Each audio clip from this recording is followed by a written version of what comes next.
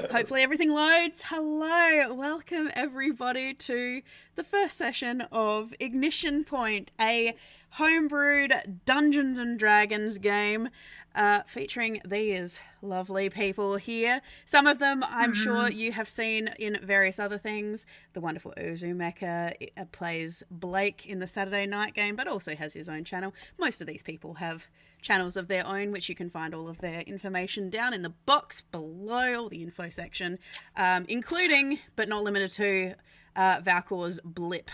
So I like to blip. He likes to blip. Like, seriously, his streams only last like a minute if you're lucky.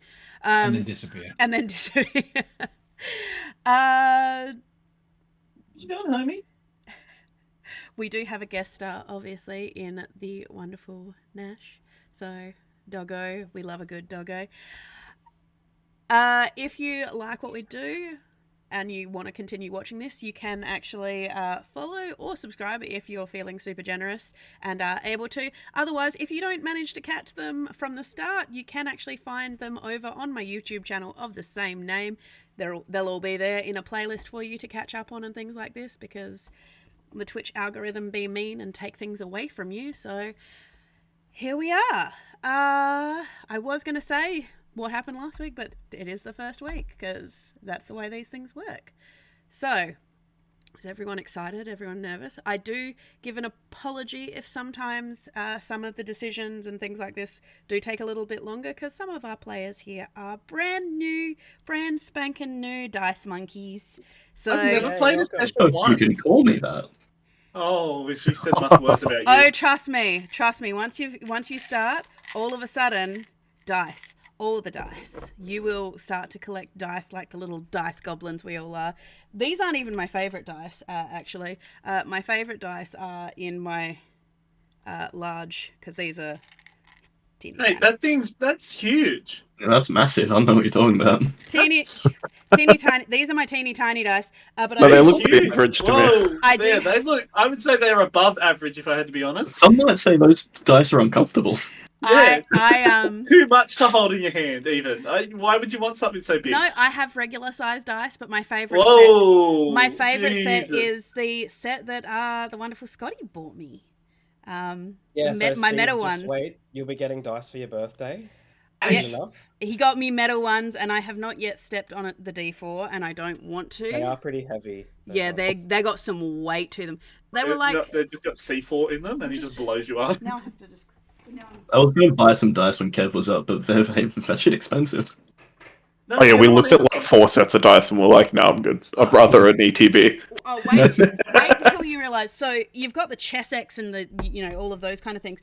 Don't on Instagram and TikTok and things like that, you can get into the world of custom dice makers, as well as you can get metal dice made, you can get crystal dice made. Healing dice, you say? Hey, look. These are the metal ones. Oh wow. Those are nice. We have a channel reward where we just get to throw them at Kevin like it's a game of sting pong. I would not recommend that, but so If you can make the shot, Ty, I'm all for it. If you can throw interstate thank dice. you, the Megadin. It's wonderful to have you here for the subscribe. I think it's a YouTube subscription, so that's great. That's fantastic. Okay, Wait. so are you guys Are ready? you streaming on both? I shouldn't be streaming on both, but it does. My feed comes up with when I get a YouTube subscription as well. So thank you. I was going to say, you naughty, naughty girl. Streaming on both. I like your hair, by the way. I'm a big fan of the new colour. Oh, thank you. It is very purple right now because it is actually designed to fade out, so it's not as purple because it's covering up the red that was about to there. So I decided to fade that out. So, but are we ready to jump in? Are we ready to get started? Yes, ma'am. Yeah, Are I'm you gonna sure? throw it back as I get it. No. Can we postpone to next week? Yeah. I mean, if you want Sorry to, guys, I'm unavailable. I No, love the I love. no. I love the fact you made that joke because the look in Scotty's eyes just then were like, please put me out of misery. I'm already here. I can't talk, but I've still committed. So. Yeah, so be kind to poor Scotty, who is playing Doc Holloway, he is unwell, but he is here anyway, which does lead me to give the obvious thing of, if you're feeling unwell, you can just tell me you're not going to be here. It's just a game, people. I've just been at home bored all day. I needed a game. All right, so should I wait for Ty to get back before I launch into the... I know he can hear us, but... I got a Swinburne University ad, so let's wait until that's done. You can see me. Oh, that's better. Okay, so this is a generally PG channel too, unlike the Wonderful Evil Ones channel. So we got to keep it toned down a little bit. I don't want to obviously be cancelled for corrupting all the children. Cancel. Whoa. Hey, yo, Cal's looking like a menace. Aw, what a good boy. Yeah, good boy. Oh, that moment where he momentarily became a demon, though, as the light hit him. Oh, yeah. Is he deaf? A good omen heading into the start of this series. All those in favour of keeping Nash and getting rid of Ty. Aye. There we go. Tegan, come on, you know you want to. Waiting. Waiting when you get a smacko. Waiting. No. Waiting. I'll wait for Ty to finish with his doggo. I want What a do you mean? Smacko. Cal's right there. I'll have a Smacko too, please. Well, They actually smell really good. we will also give a little bit of a kudos because I'm sure they will show up eventually. Valcor does have a wonderful snack ghost that comes along and all of a sudden just a snack appears out of the darkness. All right. So Get down. that does happen. I can't believe we went past Scott eating smackers so just immediately. So they Scott can do what nice. Scott wants to do. Yeah, but you're willing to tell us they smell nice, but what you're obviously not willing to tell us is you eat them. All right. I'm back. I am. All right. If you are ready, I am. Sorry. because I'm nervous as heck. We were having Oh. zoomies around the house, so I had to deal with that. Slow down, please. You're gonna break something. Good boy. Go lie down. You're gonna be a Just hear great the, dad one like, day, I can Uzumaki. hear the dog door just smashing as he just hits it at 100 k's an hour. All right. So, the beginning of Avani is tumultuous, to say the least. A world forged by the elemental serpent gods at the behest of the Old Ones to serve as a blessing and a reminder. A reminder to those that power is earned and not simply taken. In the aftermath of the Titan War, the youngling gods were encouraged to allow their power roam free within the planes, to dare to dream and desire and create. And create they did. Lands of earth, air, fire, and water, with a heart and a mind to guide them, and from their touch the world bloomed and breathed and lived, in peace and harmony with one another, each balanced by another, so the world became an ode to their sibling love, rather than the reminder of the prison it had been built to be. The realm of earth, created by the Earthen King, ruled by the wood elves born of the trees, reminded all that hospitality is expected, and to ground oneself, to find one's centre, and to give shelter to any who needed it. The realm of air, breathed by the tempest, became a hub of spiritual enlightenment, and the desire to find balance in all things, even as the winds of fortune carry you aloft. The realm of fire, under the smouldering hand of the Firemaster, gave rise to 5 families of prominence, and the promise that one's passion can heal or harm, warm or burn. The realm of water, embraced by the Water Maiden, to be the jewel of the ocean and a sign that beauty and life can be found within her depths, or drown under the weight of her disapproval. The mysteries of the heart and mind gave precedence and a crossing point to those of the fair folk, ones of the world but other, kindred but kind.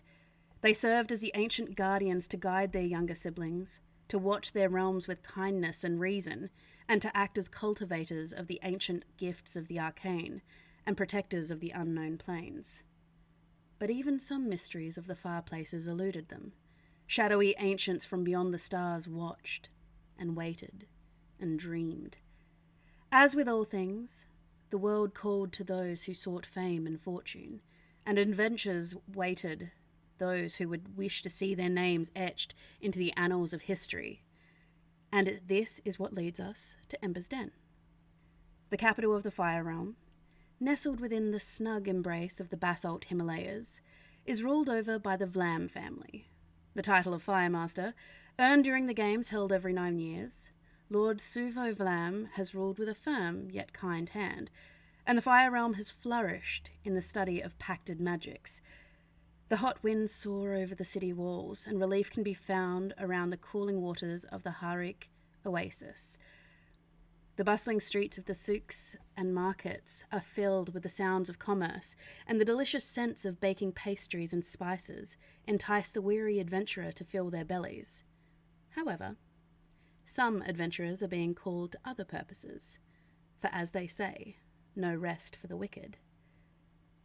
The crowd parts around a tall, armoured individual and his trailing companion, like a shoal of fish around a shark.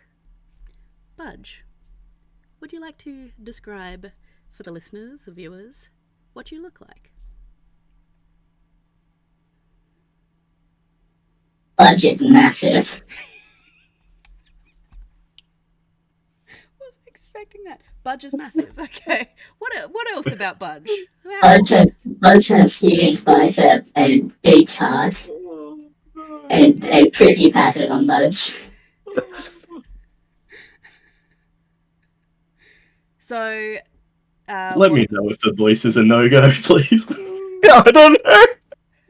Oh my You've God. immediately killed everyone. I forgot what he sounded like. So, this is going to be fun. Just one moment, so I can change the map over for people, because that would be nice. Ooh, a 3. Oh, a 3. So, would you care to explain what race Budge is? As Budge or in normal voice? You can do either or, whichever you would like. So Budge is a Warforged paladin, although in his mind he is quite simply just a fish. Yeah, you know, he made some oaths, some promises a while ago, and now he's got his good mate Cal with him to, you know, try help him fulfill those. Try helping to fulfill those. Yeah. Okay. Well, Budge isn't exactly a smart boy, as you may have heard if you could understand his words. I don't know. I don't really know what the voice sounds like. That's okay. That is something we can determine as time goes on. Oh. That is the wonderful thing. So, behind you is your longtime partner in crime, reading the summons from the broker requesting your presence for a job. Cal, would you like to describe yourself? Sorry, there was a bit more vodka in that than I hoped. Cal is a whimsical young elf. He has a scar across his face, and he is currently looking quite blue and pale, as he mutters to himself about how he doesn't really want to be here. Quite a depressed young chap, in all honesty, at the moment. Some would say sad and melancholy emotions, bitterness and quiet contemplation. I don't think they'd be saying melancholy. So, you two may interact amongst yourselves, by the way, as you are walking towards the brokers.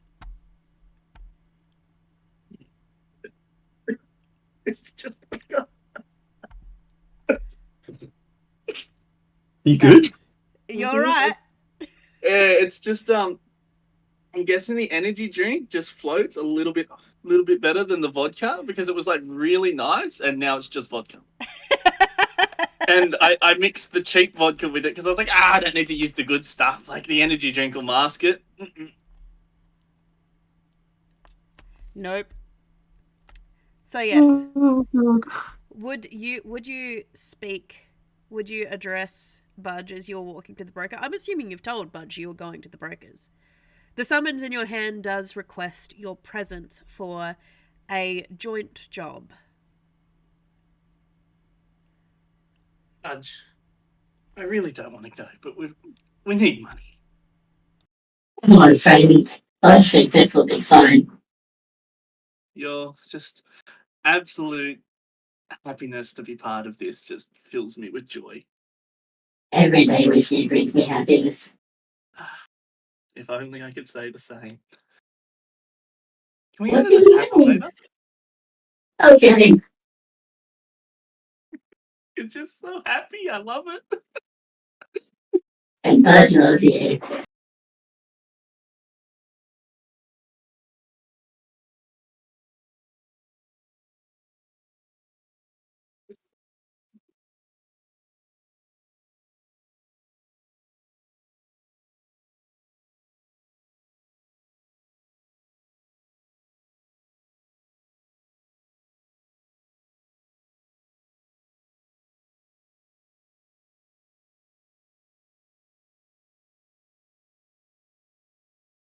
It's 4:30 exactly.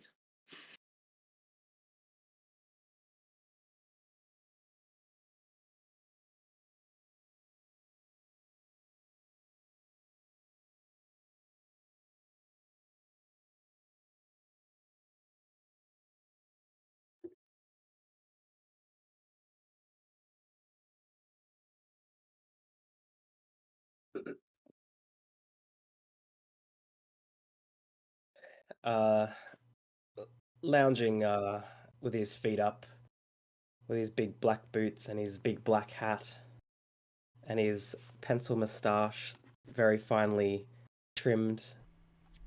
Doc Holloway is a shader Kai, pale grey skin, and sort of coming closer, you notice that he seems to have like a sheen of sweat covering his face.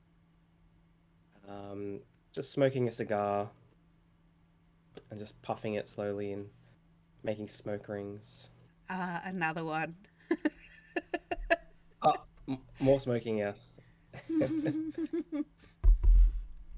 Your companions with you, a rather large Aarakocra and a tall man with dark, disconcerting eyes.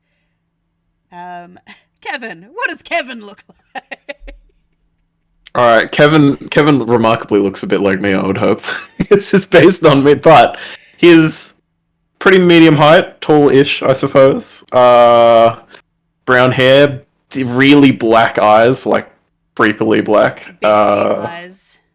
Yeah, and wears like a pretty nice suit. So like, looks like he would fit in with like high society or like, I don't know, governmental people or whatever, like working typical jobs. And I believe I've got a repeater. Repeater? No. Repeater? What are they called? Repeater. A rapier. A The rapier. sword? A Rapier, rapier. Yeah. A God, I rapier. fucked up nonchalantly, but Jesus Christ.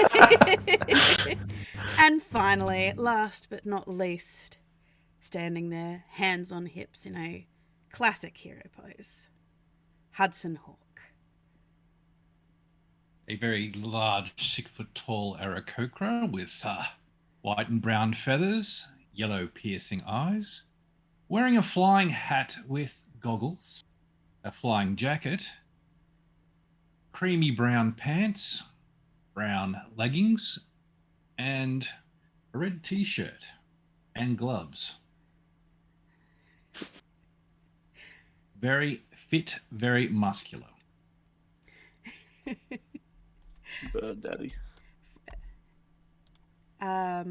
Just roll me a perception, Hudson, as you're standing there. What do your eagle eyes see? Okay. I like that reference. Bird daddy. Okay. So you're keeping a pretty good you're keeping a pretty good eye on everybody around you. The streets in Ember's Den, just like anywhere, you know that there can be riffraff and pickpockets afoot. You do notice several stray cats, several stray rats running around, as is wont to do. A stray robot and his stray friend. You do hear from down toward the dock area, even at this close range, you do see the local bird life that seems to harass the shores here in the shape of porgs, because that is canon in this world. Do not ask. However, as you scan over the streets, assessing for danger, you recognize and hear the metallic sound of whirring as you recognize the... How tall is Budge, by the way? Oh dear, how tall is Budge? I think he was like 7'3" or something. Yeah, he stands out in a crowd. You recognize the silver and blue walled armor of this robotic man. You see him; he is head and shoulders above a lot of the people here, and there are Asimar who can vary in height. They're probably some of the only ones that get tall enough, Asimar and Loxodon. So Budge does stand out, especially with the way that the hot mid-morning sun is gleaming off of his lovely chrome dome. Had the baby oil. I'll tap Doc on the shoulder and point in their direction. Looks like this two's going to turn up as well. How close are they now? They're still maybe 60 feet away. There's enough noise in the crowd that they would have to raise their voices to overhear the conversation. So, Hey, Kevin, aren't these the guys that have something against you? They certainly are. I don't know what their problem is, though. Do we get to sort them out now? Probably best to avoid trouble in this city for now. We'll see what they want. Okay. Oh, I really shouldn't be smoking.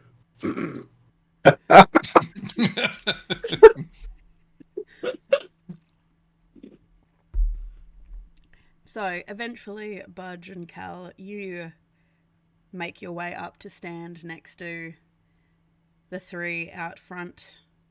You've had several run-ins with these guys before on jobs, but this is one of the first jobs you've actually had where the broker of Ember's Den, Dale Woods, has actually specifically reached out to you to request your services.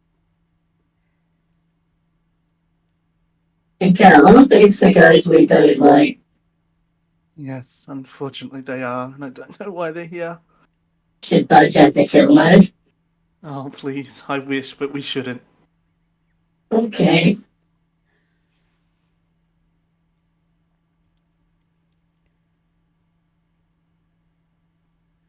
It's at that moment, Doc Holloway, you notice that Cal is holding a letter similar to the one that you received.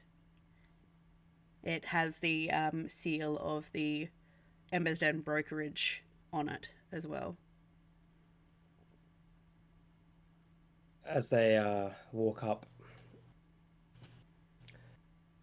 looks like you boys are here for a job, are you?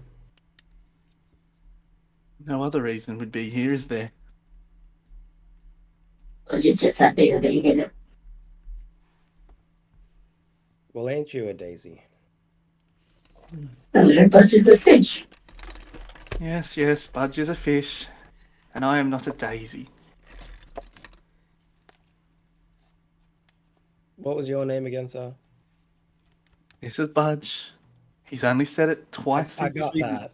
I'm talking to you. Callan, Odelia. I'd like to say it's a pleasure to meet your acquaintance. Yeah. Again. My name's Doc. As in you have a doctorate, or you just like to go by Doc?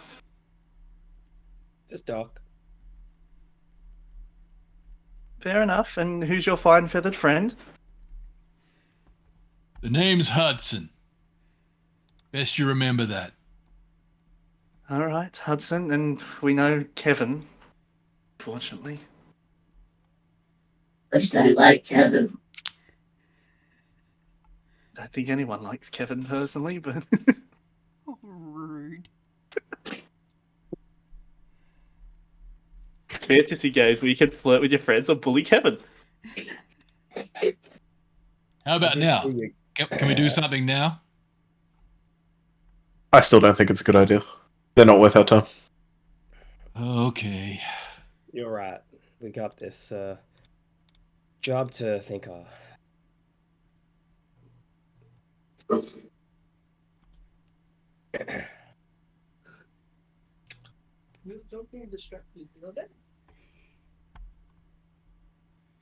So you're standing out Shall the front we, of the brokerage. Well, I was gonna say, shall we head on in today?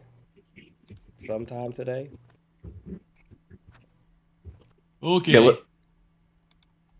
Let us go, Budge. Into the den. So you make your way into I'll the... slightly shoulder budge.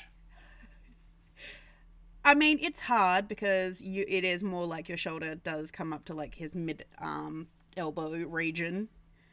Budge, you feel this soft, feathery... There's a bit of a leathery squeak, actually, as his jacket glances off of your metal form as you feel this pressure against you. Budge thinks you should use manners next time. Oh, I'll show you manners. Thank you. That's all Budge wanted. Budge is too precious for this world. We must protect him at all costs. Okay, so you make your way in.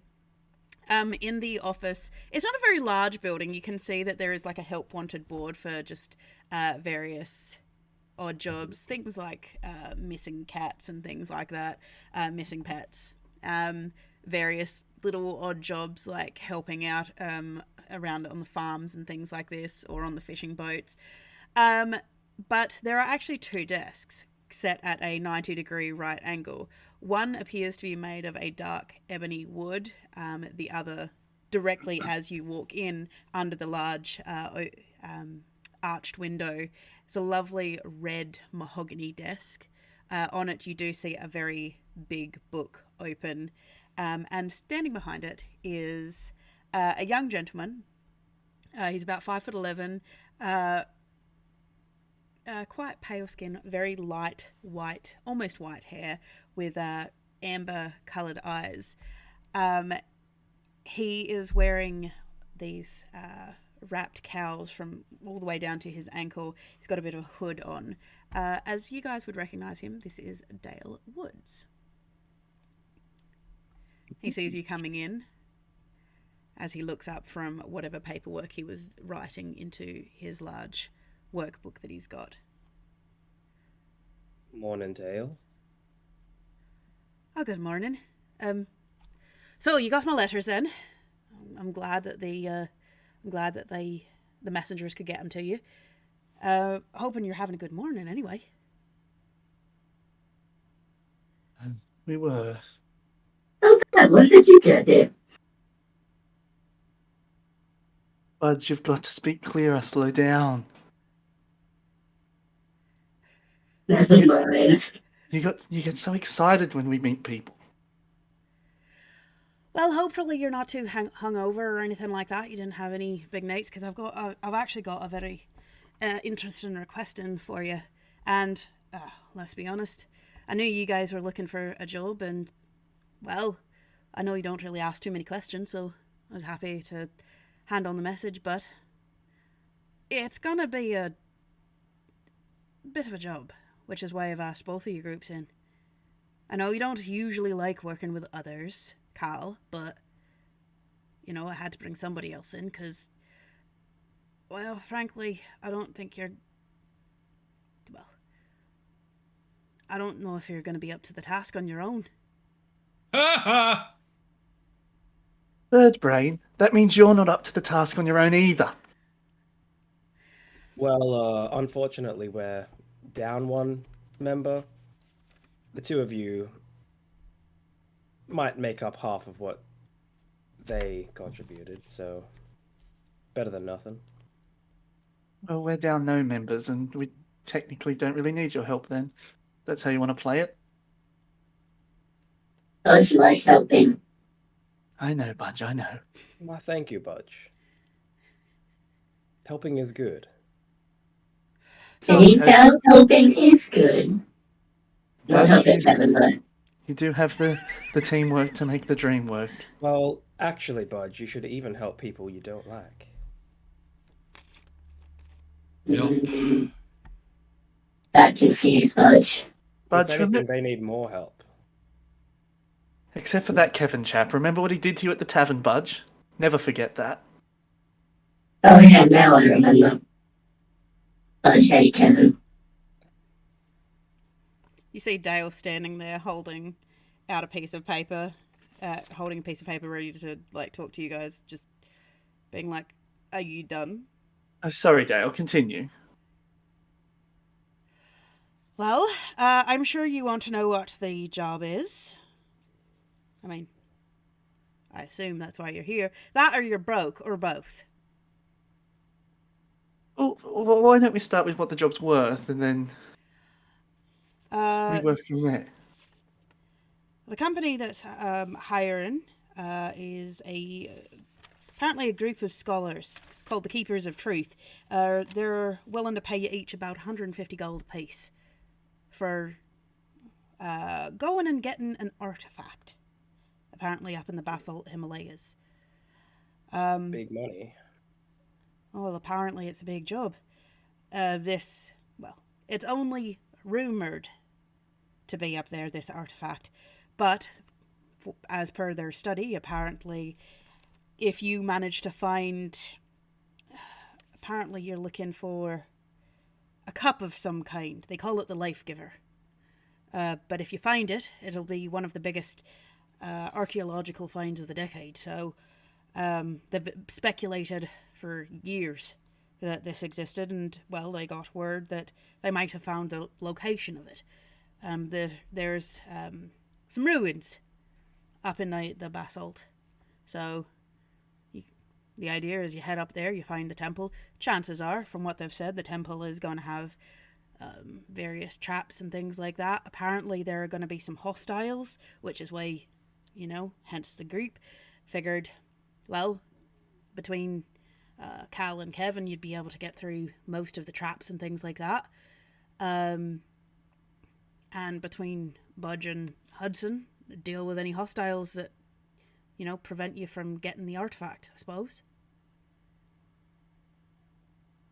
Hey, Cal. Yes, buddy. Budge seen cups at tavern. Would one of them work? I don't think so. Okay. It's all right, buddy. Well, this one's a special cup, apparently. A red solo cup. Apparently this Life Giver, or the Chalice Well, is what it also goes by. Apparently, according to their studies, it's supposed to deliver endless water. And they speculate that it might be the source of where all the water from the oases come from. So, like I said, this is going to be a find of a century if, you can actually prove that this is it. Apparently the people that founded it were once a sea-dwelling race, and it was a gift from the water goddess. So, sounds like a hell of a cup. Seems like the worth the paycheck anyway. But the idea is, you go up there, you disarm any of the traps, you get the artifact, and take out any hostiles that prevent you from taking it with you. Don't you come from the sea, Budge? Yeah. Fair enough. Just making sure that you're... Do you know the sea god? One of your little fishy friends? Budge has many fishy friends. I assumed as much.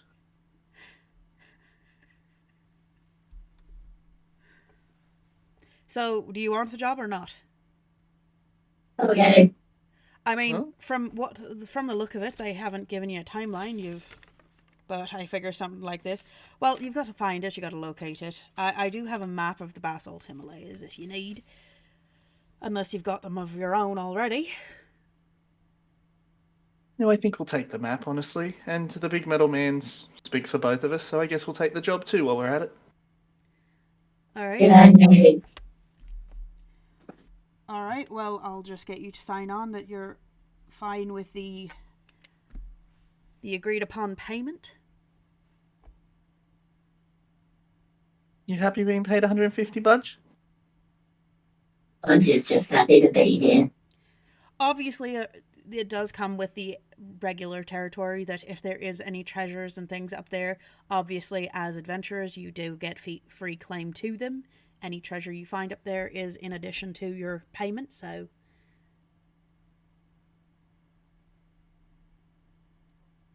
Are you coming with us or not, Doc? And friends? We're taking the job. My Kevin. friend speaks for us all.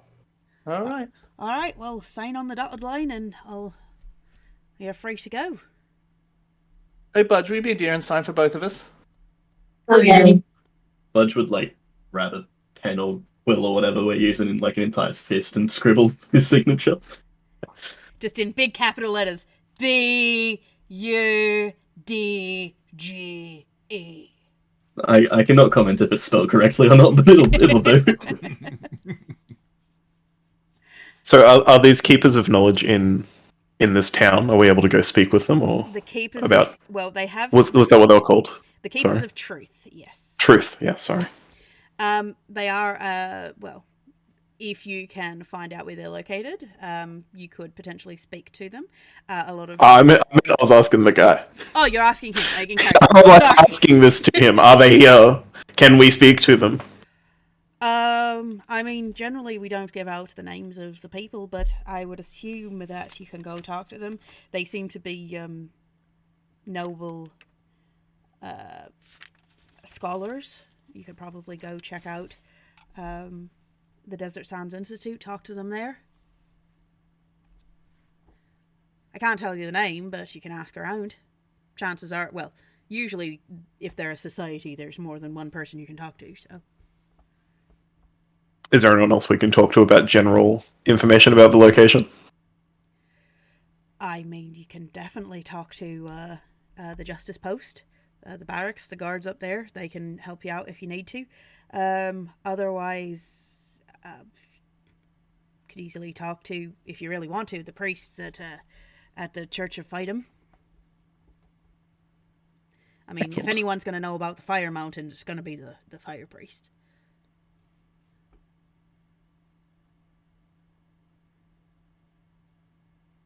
Anyone else got any questions for our fine man here? Not from me. I think we're good to go. Yes. Somehow Hudson has managed to find the one beam of light through the window. It is standing there in heroic Captain America pose. Just Wings just yeah. just straight out. For some reason, raised a sword. And he's shining the gleam directly into Cal's eye. It's the glint off my goggles. You're Just tilting your head to get it right in his face. Okay, so with your signatures given and people to ask questions of, do you take the maps of the basalt Himalayas that he gives you, or? Absolutely. Yeah, they're geographical maps, so general regions, walking trails, that kind of thing. They obviously can't. They do have some of the markings if you are adept at Cartography. Cartography, or even that's a pastime that people do. It's not trekking, but they're using the topography. Scouting. Orienteering. That's Yeah. the one. Thank you. Orienteering. So they're more like orienteering maps. So you can tell that, like, they're designed that you can kind of see the elevations and whatnot. So, so you take them, and after bidding you a good morning, Dale leaves you to go on your way. Where do you go? The world is your oyster. Do we want information, gang, or do we want action? Action! should have known what you would want. Hudson, we've talked about this before. Information first, action second. Honestly, I think that's a good idea. I think we should probably stick together from here on out, lads. Let's go and let Cal go. There's a certain order that we do things, alright? We stick to that order. Just out of curiosity, because I'm new, what would that order be? Information, Then action. and action. It's Two a steps. two-step plan. Three I Action. should have known. Ignore better. him. Budge and Hudson are going to be the best friends. Alright, well, I propose that Hudson and Kevin and I go and talk to the fire priest to ask about the mountains. Maybe you guys can go elsewhere Talk to the guards, maybe. to reconvene. And we'll need a presentation after that on what you find. Which is ignoring you. I'll reply the same to you then, Budge. No worries. So, just to retrack real quickly, you remember the part where I was like, "Hey, maybe we should stick together from here on out." You remember I said it like 5 seconds ago. Honestly, remember that part? Sure, but This is information gathering. It's poignant to. Well, no. Budge is a well-oiled machine. we're You a guys are- well-oiled team. He's a well-oiled machine. But I heard that he was a fish, actually. So Is he a well-oiled fish? Fish Budge. oil. Do you like oil? You say potato, I say potato. But Honestly, did you know that people kill fish for oil? well, we know people. I don't think you need to do that to Budge. And I shoot down heaven. I think we need to. Can we get a mulligan on that one? I know people kill fish, but for oil? They do. Hey, The big fish. that make Budge sad. Did You ever know seen as Avatar: well- Way of the Water? Budge. No. Just ignore him, honestly, Budge. It's not very important what he has Oh to yeah, say. Budge ignoring you. He's just tormenting you. We already agreed you were ignoring me. We have a particular way of doing things, and you guys are throwing us off our game. So we do our thing, you do your thing, we come back together, and that's where we combine forces. All right, so Action. For Yes. the action, yeah. yes, Hudson. we come back for the action. I gathered that much. We come. How about we reconvene first and we talk about all of the things that we've learnt. You want to go and talk to the fire priest, I understand. I also am not quite sure what's going on with my accent. It's a bit all over the place at the moment. That's okay. You'll settle into it. Budge thinks it sounds better than his. No, Budge, you're beautiful. Your voice is just chef's kiss. All right, so out of character for a sec. You guys want to go to the Sun Priest, where we should probably go and Guards. not the fucking Keepers of truth or something. yeah, the Keepers of Truth. I was thinking. So we happy to split on that and meet back at the tavern in what do you reckon? 6 hours? Yeah. Where did we say the Sun Priests were? Oh, no, sorry, the Keepers of Truth. They were in the. I'll get my headset working a minute. You will find them at the Desert Sands Institute. If you were to give that a relative map. Oh, it's on the right. Yeah, it's down here. Do they need a boat there from where we are? Uh, Oh, can they walk outside? You can walk. You can walk outside. Yeah, you can go out through the gates and come back in. You don't have to take a boat, or you can just take a boat if you want to. It is entirely up to you. If they walk outside, I guess this is like secondary information. Is there a chance of like an encounter with something when they walk out the gates, like an attack encounter, or is that just like we go past that? No, we didn't go in the long grass. Oh, of course. Generally, this close to cities, you generally won't get overtly large wild animals. I can't There's speak. like farmland or something, right? Yeah, there's farmland. I can't speak for like getting bum rushed by cows, or camels in this case. It might happen. If you have enough fish on you, the porgs, if ravenous enough, will just like they behave like seagulls, very hungry, angry seagulls who have been teased with a chip for far too long. I think we've all seen the video of the guy teasing the seagulls with the chip and then throwing them into the train. Yeah, the porgs are like this. There are always chance encounters, but usually this close to the city, and especially because there is required travel between parts of the city, the guards do usually run a pretty tight ship. So at least this stretch of road, you are relatively safe.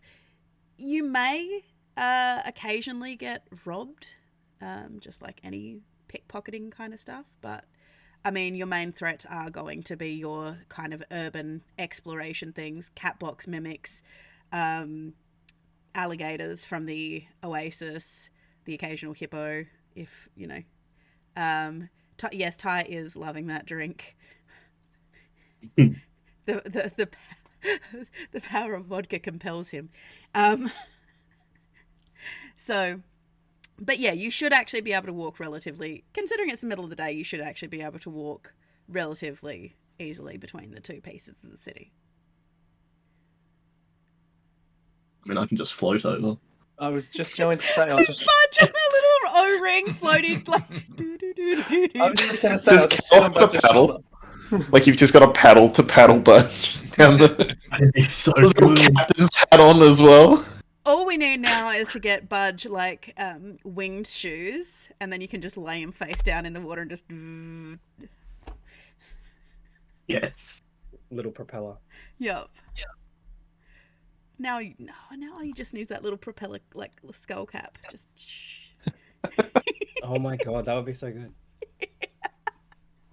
Okay, so where are you going? What are you doing? All right, we're heading for the fire priests, and they're going for the school Yep. institute, Off we trot.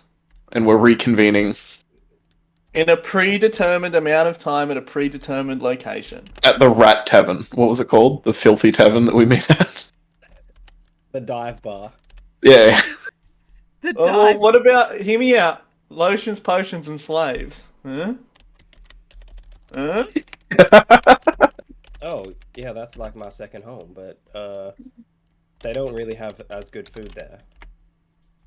But they have potions. What do you think I was going to say, Kevin? I thought you were going to say lotions. What do you think he was going to say, Budge? Budge stops paying attention. Fair enough. Alright, do we put hands in and then go, or do we just go? Oh, hands in for sure. Hands in? 1, 2, 3, go team! Find Okay. new friends like Kevin. Doc Holloway took note that Budge's hands were touching Kevin's hands, and I'm like, oh, they're making friends again. Something's going on there. Saucy They're relationship. being friends. Peace. Better than being ignored. Okay, so who's going where? Who's deciding? So the three of you are going to the priest temple, correct? Yes. Team 1. Team 1. So And team team A A. team. And That- team Yeah, A. Team A. Team 1 and Team A. 1 and team A. Actually, we're the fighting mongooses. You know what? You can definitely Mongoose. You- No, mongooses. I know what I said. We're SEAL Team 6. Oh, here we are. Selkie Team 6. Selkie Team 6. Oh my god. Filthy Team 6! And we're the Full Metal Anarchists.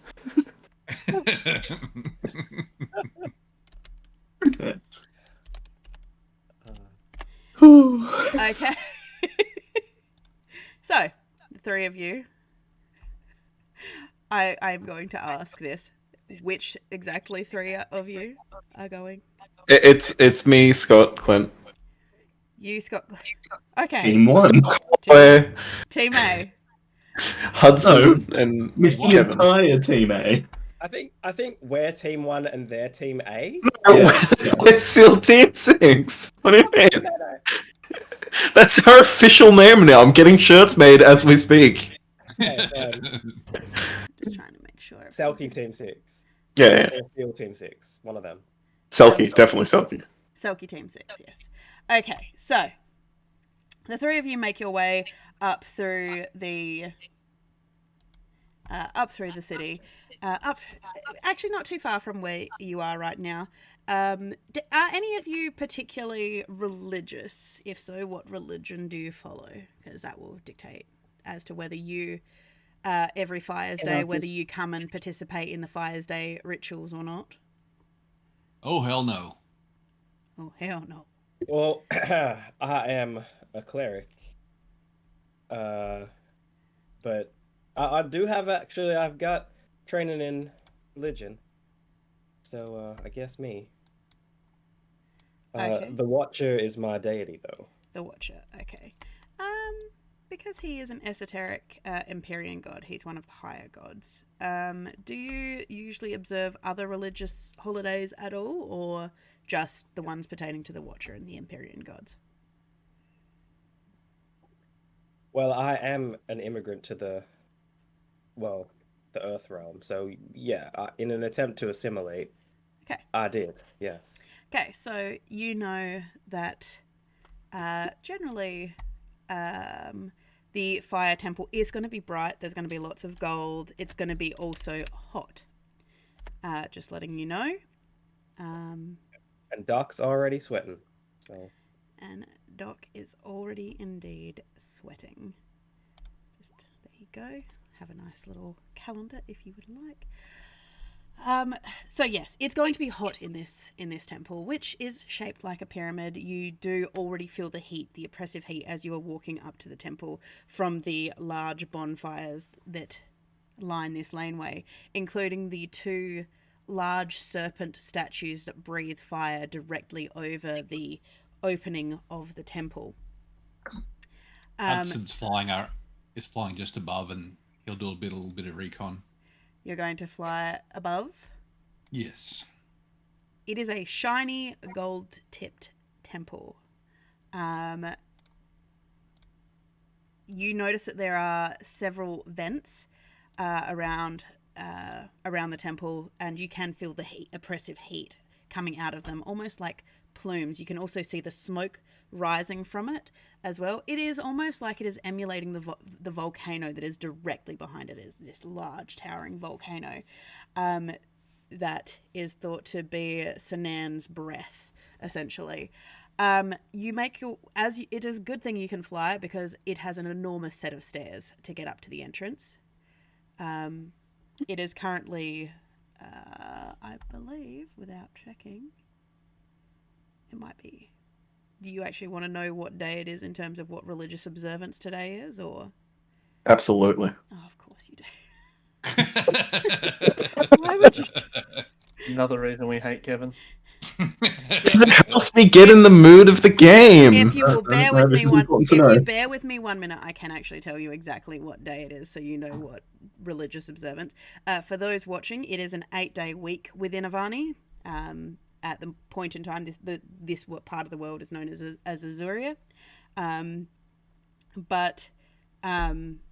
Yes, they observe an 8-day week pertaining to each of the serpent gods. So just let me have a look, check out my calendar, because I do have a calendar, because that would make absolute sense for me. So you have a game calendar? I do have an in-game calendar. Of course I do. It's driving me insane. I'm watching the stream, and every time I move my camera to center box me in the center of the stream, it fucking autofocuses away from me. Okay, so currently, just double checking what is on that calendar. I need to just double check.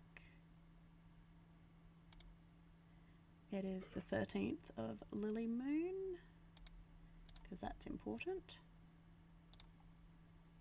So currently today it is Water's Day. Tomorrow is Fire's Day. So you're telling me it's the third day of the week? Yes, it's the third day of the week. Third day of the week for Lily's Day. Lily Moon. 13th day of Lily Moon. It is currently it is just past the full moon. It is now a waning moon, starting to wane. And yes. it is Waters Day, which means tomorrow will be Fires Day, and Fires Day religious observance will take place tomorrow. However, if you do want to participate in the Waters Day religious observance, you would be going to the water temple to essentially have some self-care. Is there a water temple in this city? There is indeed. As a capital city, the capital cities have a temple to every deity. You are looking for the Shrine of Love. That makes sense. The one that's in the water. Yes. I was looking around, I'm like, nothing says water temple. I'm like, The water temples, for those who, if you want a little bit of just backstory, background knowledge on water temples, they do operate daily as a public bathhouse and day spa. You can go there any day, but on the religious holiday of Waters Day is the day where they don't actually charge, because it is in religious observance to the Water Maiden, otherwise known as Azili. So there you go.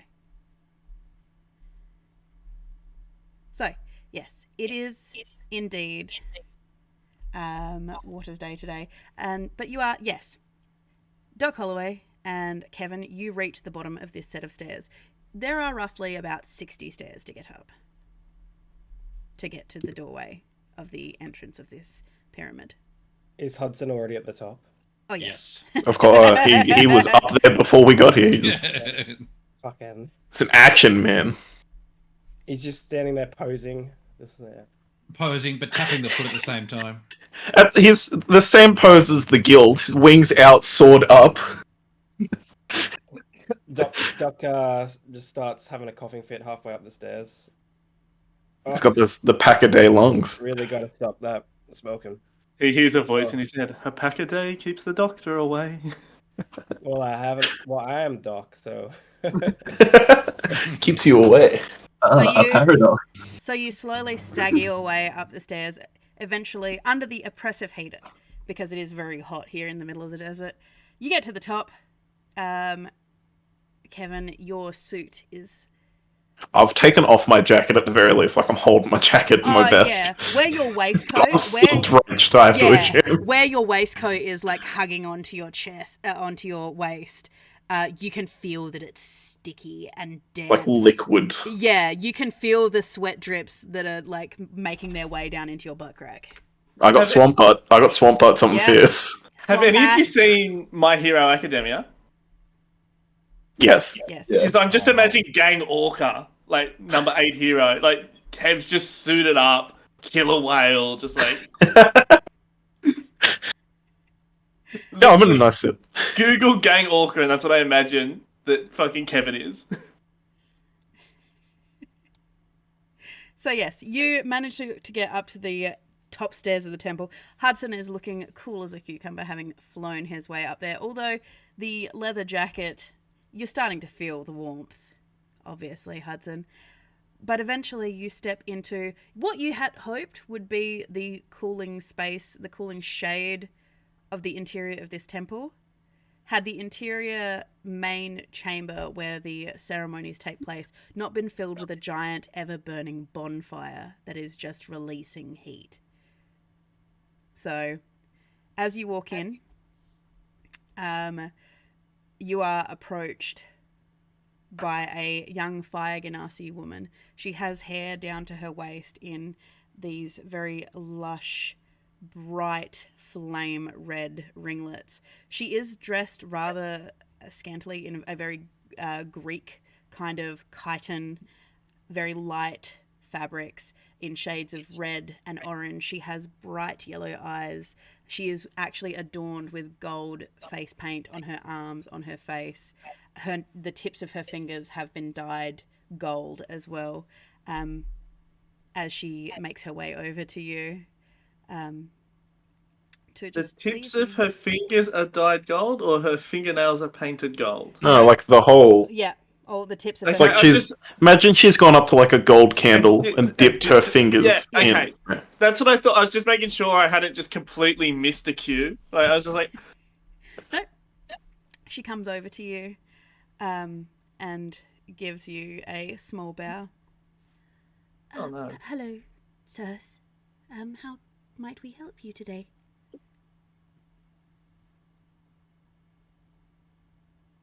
Go on, Doc. I believe in you. Oh, fucking Doc is like wheezing behind you guys. Just crawling through. Doc is sat on the ground. He's just like dead. I vote that Kevin, since it's your first D&D game, you talk. Ah, rude. All right, but fair. More than fair, really. I'll chime in when I can manage. All right.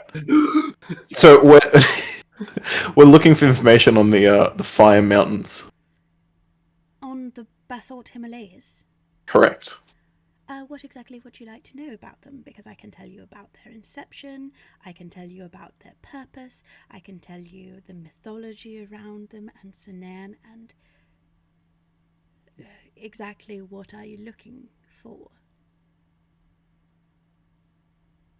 Do we have on our map where we're like actually going in it? Like, there's like a specific cave or something, or it's just like in this area? It's vaguely in this area, yeah. Okay. And it was the chalice of life-giving, or it was like water? It's called the Life Giver or the Chalice Well, is what it also. Okay, I got almost had it. You did. I'm very impressed. We're seeking an artifact in there called the Life Giver. Do you know of any ruins in this area, or like anything that might be particularly of interest to us? Well, I know the myths about it, but I can actually introduce you to the High Priestess if you would like. She probably can help you a little more than I can. Sounds lovely. Is your friend all right? On one of the chasers off to one side, you just see Doc Holloway just braced against a pillar. No, I'm in my prime. This is what peak physical condition looks like. If you'd like, sir, I can get you a drink of water, or I think straightens up, walks over. What were you saying? I can get you a drink of water. You look No. What were you saying about the questions my colleague asked? I appreciate your concern, but I'm all good. Well, if you like, I can go get that drink of water and alert the priestess that she has an audience with some very interested theologists who want to know about the histories. Or you can get the priestess. I'll forego the water. I'm gonna have a cigar. I will take water. However, it's scorching in here, and my silky skin is dead. I'm not saying that to her, but I'm saying that out of character. Your I'm silky, saying I'll your take the silky water, skin has but started to crisp up, just like a shrink-a-dink plastic. Just you've got this tiny little seal on your back now. You need a hose. just carry around. I'm gonna just be splashing myself with the water constantly. Okay, I'll so have some water too, thanks. she gives you a nod and heads off, leaving you to have a look around. There is lots of gold and silver and metallics in this area. There are a lot of braziers filled with coals. It's where this just resonant heat is coming from. It's a lovely black marble, and you do see a lot of the jeweled inlays are carved fire opals, so dark black opal with really beautiful blues and reds that make them look like glowing embers. You can see that there are several acolytes wandering around tending to the fires. You do hear some faint drumming further into the antechamber, as you are left to stand here. After about How reflective is the black walls? reasonably, it's very much Hudson's just sitting there. Like a good polish. high polished marble. Yeah, He's posing and looking at himself. He's a pretty. Is he Zeusing? Tell me he does the Zeus. One Zeus at least. One. Yeah. So after about 5 minutes or so, you do hear these soft footsteps of a woman approaching. You can hear the rustle of the fabric as you see this woman in a orange robe. It's almost like a complete body covering, just shawl across, wrapped. On her hands, she does seem to have more of that gold dipping. You do see as she's approaching, she has flame-like tattoos on her face. She is of a darker skin tone. She does appear to be human, to your knowledge. As she approaches you, you do see the markings of a high priest, of the Fire Master, in the fact that she does have these pendants of just these opals draped across her, each of them kind of glowing from within, not just with the glow of opals. It's almost like there is a power contained within them. As you meet Priestess Isinera Bellfire.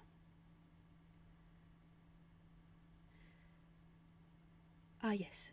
The acolyte told me that you would want to speak to me. Yes, we're looking for the life-giving chalice. Some scholars have asked us to source it for them for the betterment of this city. Oh, the life giver. What's happening to you two down there? Just No, death. Ignore us. Sorry, talk about I yourself. just see like a serious conversation and two violent, like you're vomiting. No. We're having our own off-topic conversation, mate. Mind your own business. The life giver. Lower that camera. The life giver. It is, to my knowledge, it is an artifact that was given to the Zazura people when they made their way from the ocean as people who are born of the water and of the flame. It is thought that the Zazura people, they are believed to be obsidian dwarfs who were given the chalice of life, the chalice well, to bring water to the desert so that life may prosper here. We are not really sure how this would work as one water source or things like this. This is why it is a myth. Scholars have looked for it for hundreds of years and yet not found it. But yes, it was thought to be a gift from Azili to her people who have decided to make their way into the desert. So, as I'm sure you're aware that obsidian and lava and water do tend to make obsidian and things like this, and so it is thought to be the birth of the obsidian dwarfs. It is a genealogy story.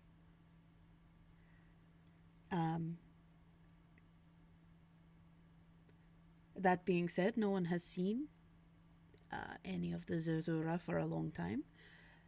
If they are in the basalt Himalayas, they are very well hidden and do not make their way down here to us.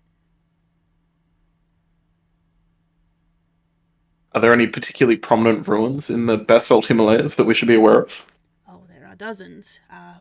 I mean, are we talking about natural phenomena, or are we talking about the interplanar phenomena that do appear as a whim as they are wont to do? Unfortunately, with after effects and things like this, wars and Empyrean magic still floating around, planar travel and time do not necessarily flow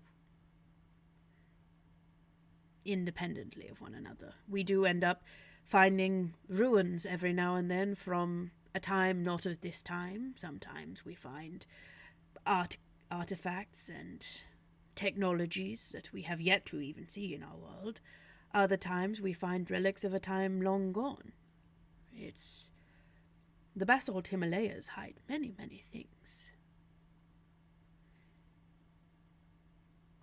If the volcano is Sanaan's mouth. The basalt Himalayas are his spine and tail, embracing Ember's den in his warm embrace. Doc Hudson, you got any questions for the High Priestess? Hudson hasn't been listening. He's been too busy looking at himself. Who's a pretty boy? Does he think, is he looking at a reflection and he thinks it's another bird? Another arrowcockra? Oh no, he know it's him. He's just sitting there thinking how devilishly handsome he looks. Are there any other questions you would like to ask? Oh, where was the most recent relic found in the basalt Himalayas? Well, there have been, ideas of Zazura technology and relics found all around the Fire Realm. Some have been found in the Earth Realm too, especially at the apex, where all of the realms meet. Generally, artifacts, a lot of cups thought to be the chalice well and things like this, but it wouldn't make sense for them to be the chalice well if we're not. Well, there would be no water in the oases if this chalice well did in fact exist. And of course it was to move around. It would mean, all of the oases would simply dry up. But it is thought that a fragment seed does reside within the water temple here. You could potentially go and talk to the priests at the water temple. Priestess Iris would happily help you, I believe, to speak of this seed, if that is what it is. And do you think taking the chalice would result in water from this region being taken away? Oh, that is mere speculation. If it was true, it would be very, very bad. Right. Also, thank you, Evil One. I apparently need to make some people louder, some people quieter. I think you just lost all cameras. No, that was... Yeah, it's me swapping between Discord. I can't swap okay. around. Yeah. Unfortunately, I have one system. This is the camera situation. It's great. Apparently, Kev needs to come down a little bit. I can just move my mic away. Maybe I won't do that, and you can just consistently deal with it. Okay. I can't make... Yeah, move closer, Kev. I can't make myself any louder. I can move... Actually, I probably can. Is that better, Ty? That's so much better. Ooh. Damn. That's got me.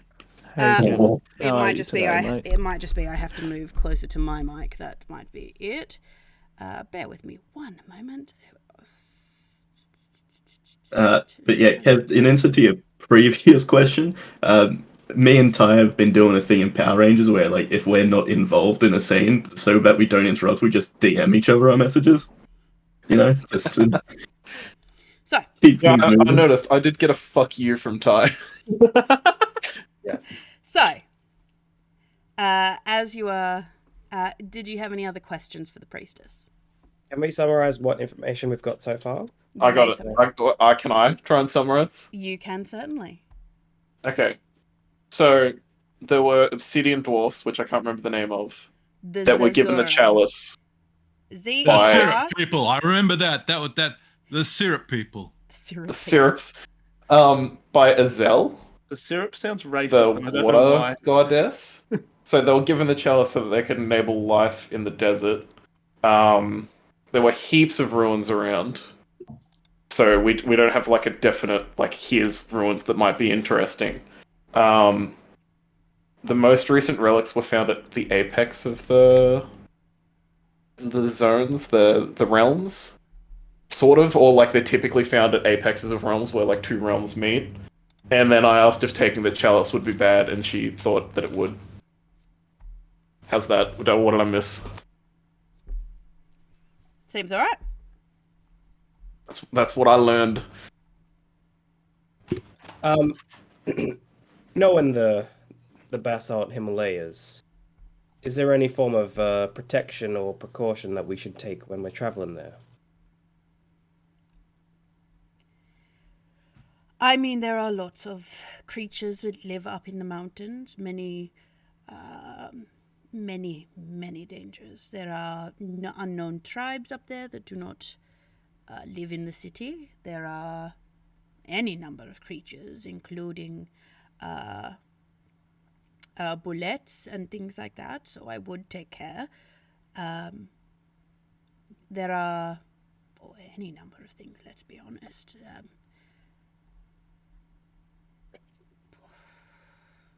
Are there any Well- particular items that we should take with us to assist ourselves? Like, if do adventurers in these parts typically always take an item with them that is very helpful around here?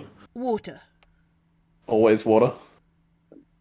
Well, I would have thought that would have made the most sense because it is a desert, but also things to protect yourself, perhaps.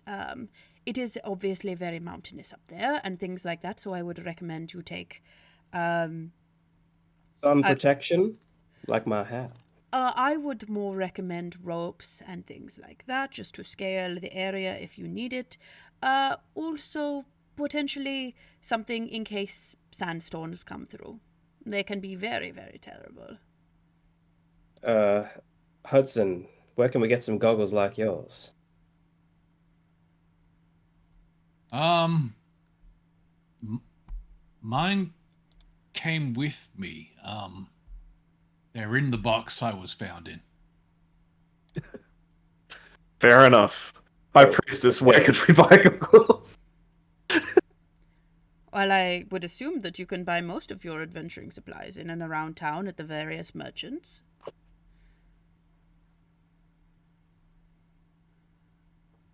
I would recommend trying the Firewall Sulk or the Pahilion Goods or any of the adventuring stores, I suppose. We may be able to get some camels too. I don't know if we can afford camels. Speak for yourself.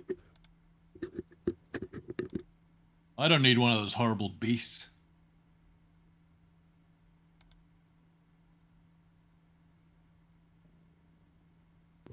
You ever try flying in a sandstorm? No. Yeah, you don't want You take cover. You don't have to worry about a stinky animal. Doc leans in. Smells Hudson. What does he smell? What it is? Lilac. Like roasting chicken. Chicken.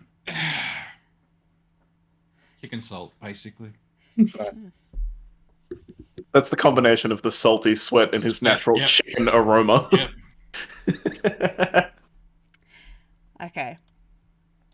So... Okay, I think we are out of questions. Out of character. I think we're good. Okay.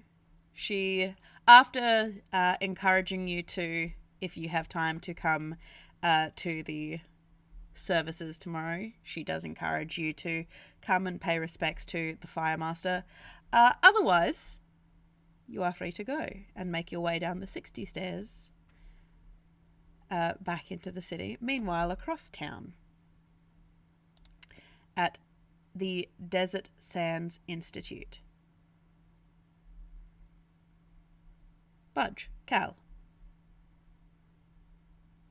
You make your way into this large sandstone building. It has many towers. It has these domed roofs in various shades of glass and metals. It seems to radiate this aura of power itself, as well as just this slight cool breeze that kind of comes off of it, almost leaving, as you get close enough, you can actually feel that coolness radiating out of the very sand, dropping the temperature by a few degrees in this particular area as you get closer and closer to the Desert Sands Institute. You notice that there are people of all races here, from all over Azuria, who are walking around of various ages. Some apparently have creatures with them, everything from dogs to bears to pseudo-dragons. dressed in all number styles of dresses. You see a mixed cavalcade of regions. You see the gauzy veil-like clothing and layers from the water realm. You see the almost monk-like robes of the air realm. In the fire realm styles, you see these bright colours of the shawls, the cloaks, covering up in the linens that you expect to see in the bright colours of turquoise, green, blue, yellow. Sorry, got distracted by Take It Off, Kev. And even the more flowy styles of these very light linen shirts with quite voluminous sleeves, fitted breeches of the people who atypically come from the Earth realm. Every now and then you do see a style of wrapped skirt styles in reds with prints on them in darker colours, with vests and bandeau style tops and things like this. Very rarely, because but you do recognise them to be people from the Dark Islands. But you can tell as they're walking around, a lot of these people are students. So many new friends. Yes, Budge, I understand that, but please don't wander off. But they could use a hug. And I'm sure we'll meet people you can hug along the way, but for right now, let's go to the front desk and learn more than those other idiots. Okay. What are we trying to learn again? Well, basically, we just want to know whereabouts we can find this chalice, and honestly, what we should be looking for. I want a bit more information before we go fumbling in there with a team we don't really know much about. Okay. And honestly, Budge, while we're on the subject, don't go dying for these guys we don't know, please. And if Budge need to protect, Budge protect. You know this. I understand that, but let's... If they're not gonna lose their life for a limb, don't go jumping in front of them. Arrow wounds can be healed, a knife in the back, they have got a doctor after all. But what if they are new friends? How about if we can agree together that they're our friends, then you can start protecting from small damages. But until we both agree together, we don't go jumping in front of any arrows for them, all right? Budge will think about it. Remember what Kevin did to us after all. I do not like that. But Budge thinks the other two are cool. He does have a nice hat, and the bird is very full of himself, so I do respect that. The bird looks so cool. He does unfortunately look very cool, but let's deal with this and then we'll come back to that. Oh yeah. Oh, what do we see, mighty God? Well, as you are making your way into towards what appears to be the main building, Cal, you hear the rushing tap of footsteps, as you hear the sound of somebody muttering to themselves, a young woman. Just as Budge, you feel something bump into you from behind, something soft, and just out of the corner of your eye, you see a young woman fall to the ground, dropping papers everywhere all around. She's a young woman, reasonably short, but only about 5'4", with blonde curly hair. She looks well put together, in a kind of that voluminous white shirt with a fitted leather overvest, similar to the styles that you would see in the Earth realm, as she bounces back, as she lands on her butt on the ground next to you. Oh, shoot. I'm sorry. Oh. You baddie. I'm sorry. Oh, I didn't mean to run into you. Oh, which papers did... Oh, now they're all out of order. And It's okay, friend. Let me help you up. oh, Lord Petter is going to kill me. Oh, I I don't know who that is. Oh, no, it's not your fault. I should have looked where I was going. Well, that's what I get. Lord Petter always tells me that I need to stop being late. But, well, one of these days he's going to turn me into a pocket watch or something like this so I can actually get to places on time. Oh, sorry. She's now gotten to her knees and she's like scrambling to get all the papers together. I'm Marley. How would Marley you be able to get Doric. anywhere if you're a pocket watch? Well, it's the joke that you would be on time. This person sounds mean. Knowing my luck, I would be a broken pocket watch, but at least I'd be right twice a day, right? Budge starts like counting on his fingers to see if the math adds up. I just gently rest my hands on Budge's He gets to hand. 5 somehow. He's like still counting. Oh, I'm. It's all right, big fella. I'm Marley. Marley Doric. I'm an apprentice here. Nice to meet you, new friend. Would you like a hug? I actually. Budge just hugs up. Budge just hugs up. You kind of pick up. I pick up her papers while Budge has got her like legs dangling in the air as he hugs her. As you hug her, Bud, she kind of. It is a little uncomfortable because you are quite sturdy in your countenance, but she does kind of relax a little bit, like, oh, this is nice. Budge, don't break her, please. Okay.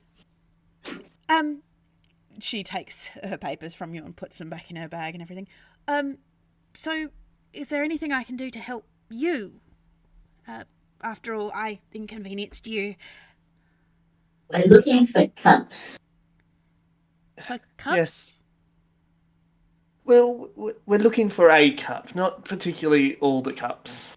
Oh, well, there are plenty of chalices, cups, flagons, glasses, any number of specific metals as well. Is there something? I'm gonna look. I don't need a full list if I'm being honest. We're looking for the seekers of truth or something. We're adventurers and we're doing a job for them. The seekers of truth. Also, I love your British accent. It's much better than mine. Do you mean the keepers of truth? Keepers, seekers, they're doing something with the truth. Oh, well, I can take you to Laird Mentions. He can. I know that he's one of the members in the council. All right, how about we do that? We come with you. Take us to see this fella, and then we'll come with you to Peter or whatever his name was, and explain why you're late. Lord afterwards. Pitter. I mean, his whole name is Lord Pitterpat of the Swishing Grass Clan, but yes. We will go and talk to Pitter Patter after. Most people call him Pat. I mean, he's my teacher, so I have to call him Lord Pitter, but... Budge just keeps looking between the two of them, not really registering Have you ever anything. noticed that about tabaxis? Their naming processes are so wonderful. It's a kind of you kind of decide on some kind of feline trait and things like this. It's usually rather wonderful, and I do really love learning about all their clans. Just for Budge's sake, the tabaxis are the feline people, the cats, aren't they? The big old cat people. One of them, yes. There are several. There are the Leonin, there are the Tabaxi, there are the Neko from the realm, the Kate She. There's lots of them. Some people argue that the Kitsune are also part of the cat tribes, but I mean, it depends on whether you see them as a canine or a feline, but I personally think that they're just cute and fluffy. I lean over to I Budge. like this one, Cal. I'm pretty sure Kitsune are foxes and foxes are voluptuous and they're canine, if I'm correct. At least on my world they are. But let's continue where we're going. Your world? This world, we all share the same world. It'd be silly if we didn't. Well, I mean, that's speculative. There are many planes and many different places to live. They're walking and talking, by the way. Yes, there are many planes of existence and things like this. I personally would love to go to the ethereal plane. I think it'd be very nice there. Although I have heard that the astral plane is lovely, although the astral sea is kind of terrifying. Apparently there are pirates there, did you know? And mining operations. Apparently there's a giant skeleton there that oozes magic that they're mining out of it. You know a lot of big words. I think she just knows a lot of words, honestly. Oh, I'm studying to be a warlock. Words are important when you're a warlock. Yes. Studying to be a what? Don't you just make a pact with a god? Well, this is the thing. You could just make a pact with a god, but how do you know you're making a pact with a god? Well, it's not just really a pact with a god. That would be more of a cleric kind of thing. And if I didn't really want to be a priest, because imagine being stuck just learning one thing over and over and over for all of time. But being a warlock, you could, depending on your type, nature, the type of magic you want to learn, you could go with an undead, you could go with a demon, you could go all sorts, to be honest. But this is the thing, you need to be very, very careful with the pact magics you make, because words are important. And this is... Honey, you're teaching us words are important indeed. Lots of them. Oh, look, Pick your words, little friend. Oh, look, here is Laird Mention's office. She points to a door and you see a little plaque next to it that says Lord Blake Mentions. How I like the cut of this man's jib. Sorry, Laird, not Lord. I don't know what jib is, but I like the cut of everyone's that. Give it a knock, will you, Budge? Okay. And he like doesn't really know his own strength, so he's just like hammering on the door. You hear someone get up within, come over to the door, storm over to the door, and it just swings open.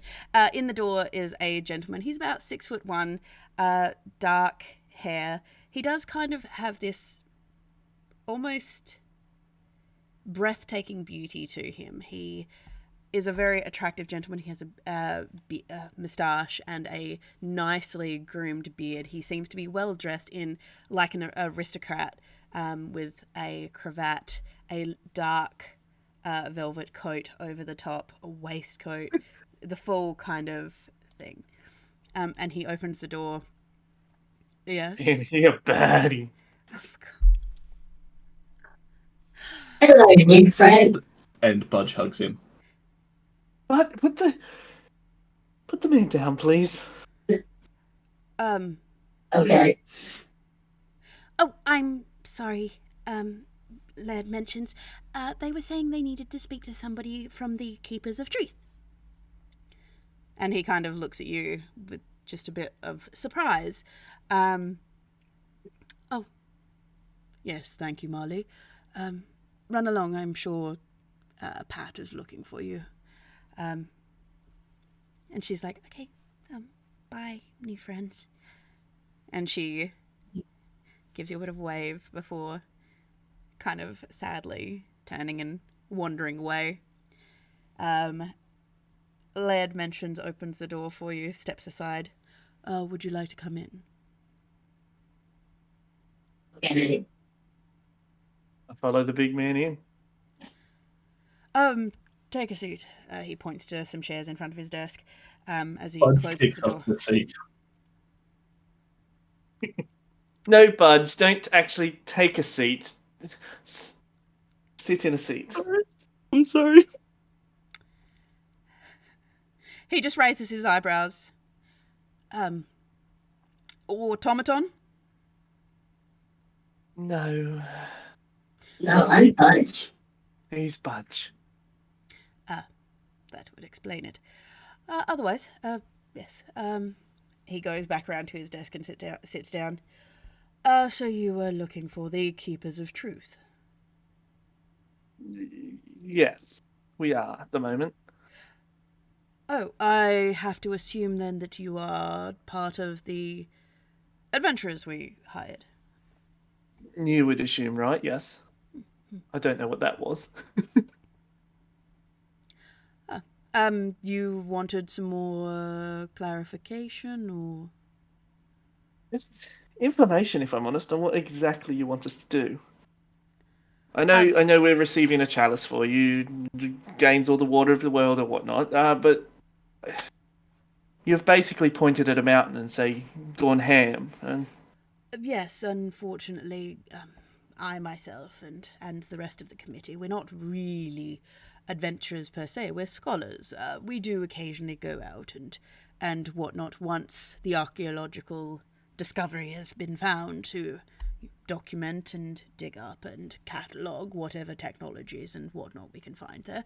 But usually we hire adventurers like yourselves to actually locate the speculated place. We know it's roughly within this vicinity.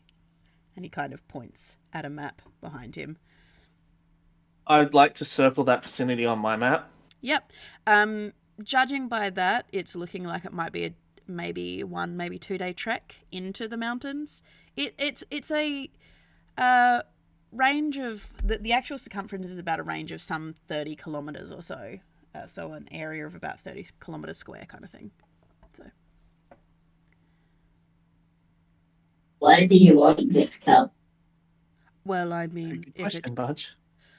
if it could prove the history of how the oases came to the desert and more about the actual history of the world, and why not? If it is a gift from the gods, obviously artifact relics, they are very important too of those religions, and obviously the more history that we can deliver to the people, the better. I've got to ask, what's your plan with it? What, To display it. You're just going to put it in a museum? I mean, most likely, yes. So an item that you think could possibly supply water for whoever needs water, and your plan is to stick it in a box and charge people platinum to come and look at it? Where did the charge? We don't charge people to go to the museums. I mean, you'd never get them to the museums otherwise. You really should start charging people. Well, Why not use it to make more water? well, I mean, we're not exactly sure on its properties. Chances are, I mean, the idea that it is an item that perpetually creates water is ridiculous. The fact that all the water in the desert comes from one chalice, how would that even work? There aren't interconnected rivers, there aren't... I mean, we have spoken to the temples here, and they have stated that they have a seed. But what even is a water seed? How does that even happen? How does that occur? Is it interconnected? Is the chalice? Does the chalice even exist? I mean, these are all very scientific questions, and being able to study it and give that power to the people, of course, is something that we absolutely support. Just out of curiosity, do I buy what this man is pushing? Roll me an insight.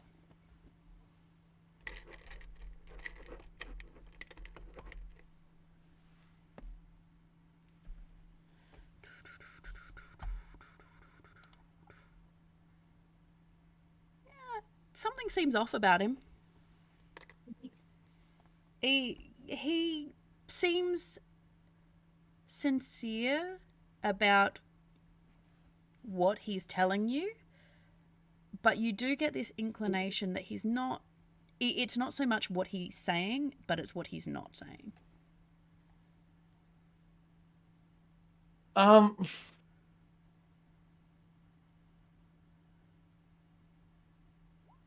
What can I say? Like, I just want an overview of like what are the books on the wall? What have we got in this room? He does appear to be a scholar of the area. You do notice that there are a number of books written in various different languages from... what languages do you speak, actually, Blake? Because this will help me to recognize. Well, you see, Blake speaks different languages to what Cal speaks. Sorry. I meant his name's Blake. I've got the picture. Well, you see, Judging by the fact I'm Eladrian, I would assume I speak Elven and Common because I didn't write them down. You speak Sylvan, not Elven. Sylvan. Sylvan is a kind of like primordial dialect of Elven. So, I speak Old Elven, if you will. some of the books you can identify do appear to be in Sylvan. Even some of them are even ancient Eladrin. Which you would expect, considering warlocks do sometimes deal with archfey. In addition to this, you see strange runes on some of the books. He does have displays of various old-looking things like pots, daggers, arrowheads, contraptions that are made out of metal and the like. You do notice that he has lenses of a sort as well. So he does appear to be a curator and a collector of ancient artifacts.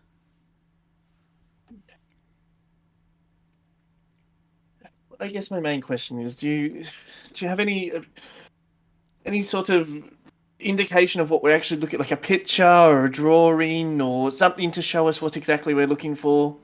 Oh, certainly. From the text, and he goes over to a book that he has on a podium, and he kind of brings it over to you and puts it down on the desk and turns it around. From the text that we have surmised, it would look something in the range of this.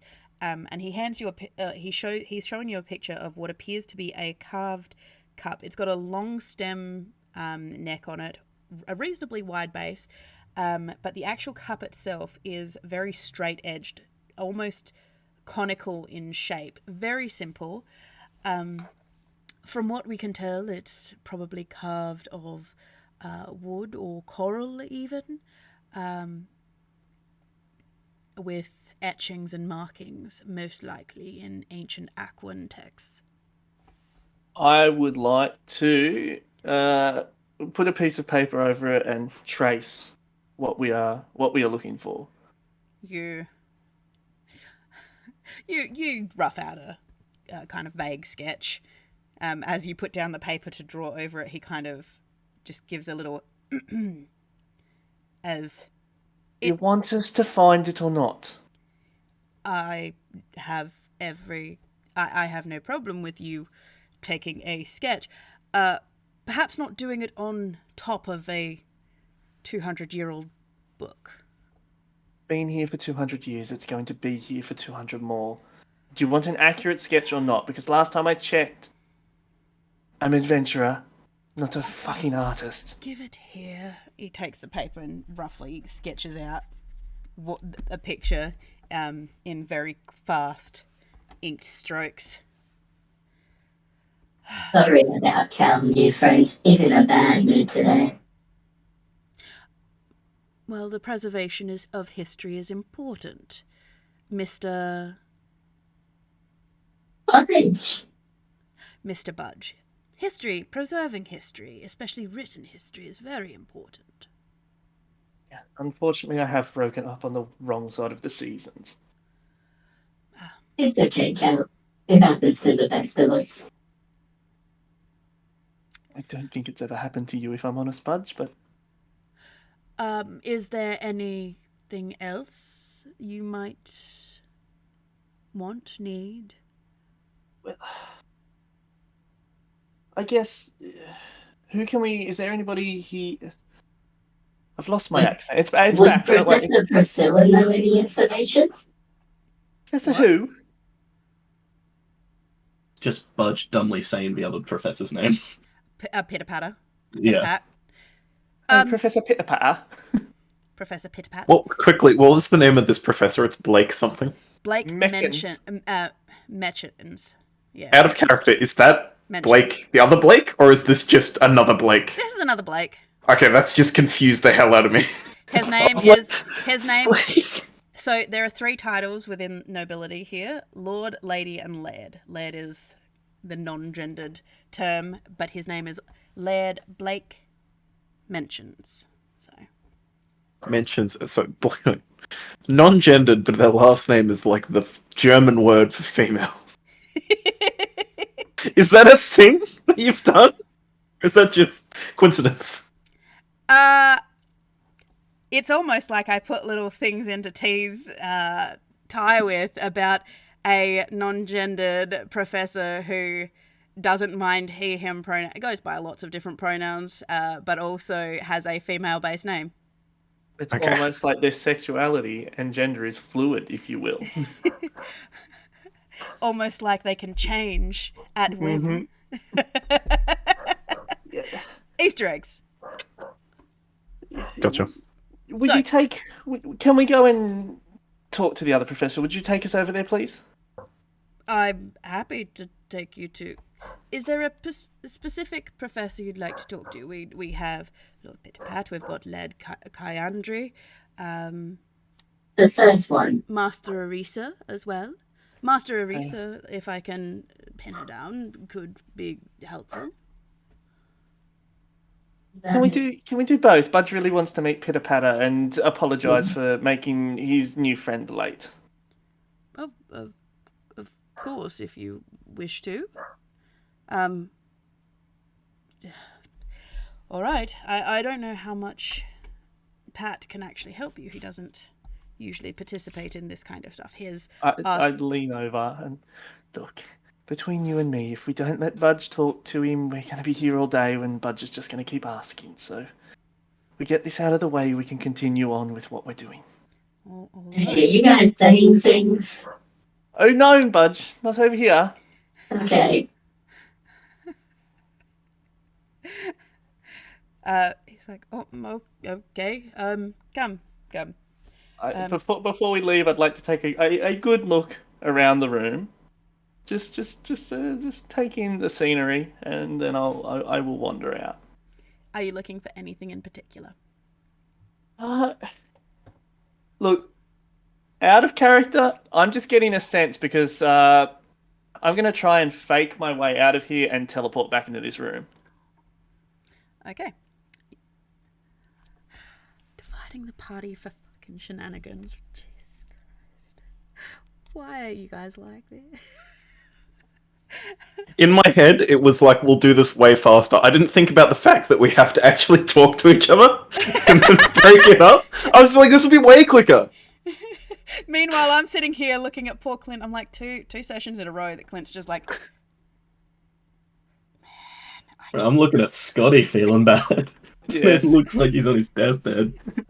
I'm still alive. Scott looks great, I'll have you know. Oh, he always looks great. That's a Even when I'm given. on my deathbed. I said I'm in my prime, okay? well, True. we will come back to. Actually, I'll get you to do your roll first. Roll a perception, if you would like, Cal.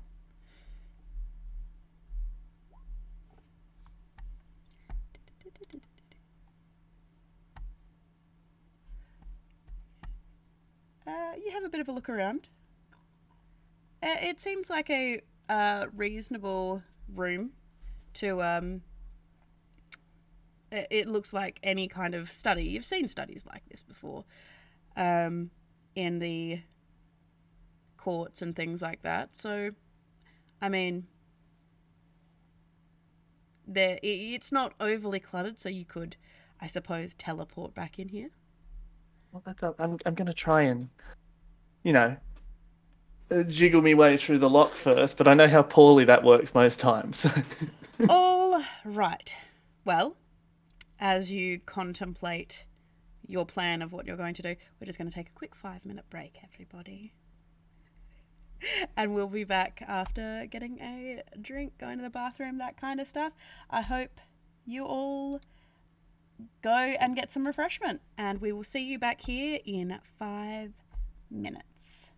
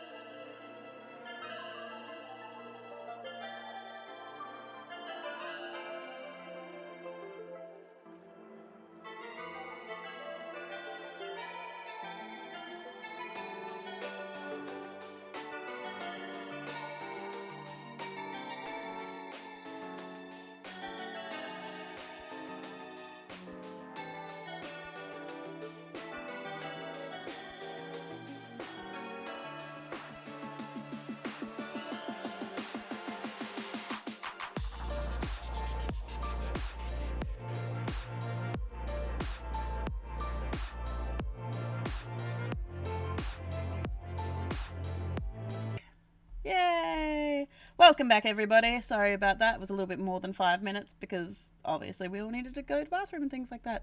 So, yes, love it, Crumbs. It's great. Yes. Oh, looking at the back of the chat. So, I hope everyone had a good break. So far, jumping back in, the group has been hired by the Keepers of Knowledge. Not the Keepers of Knowledge.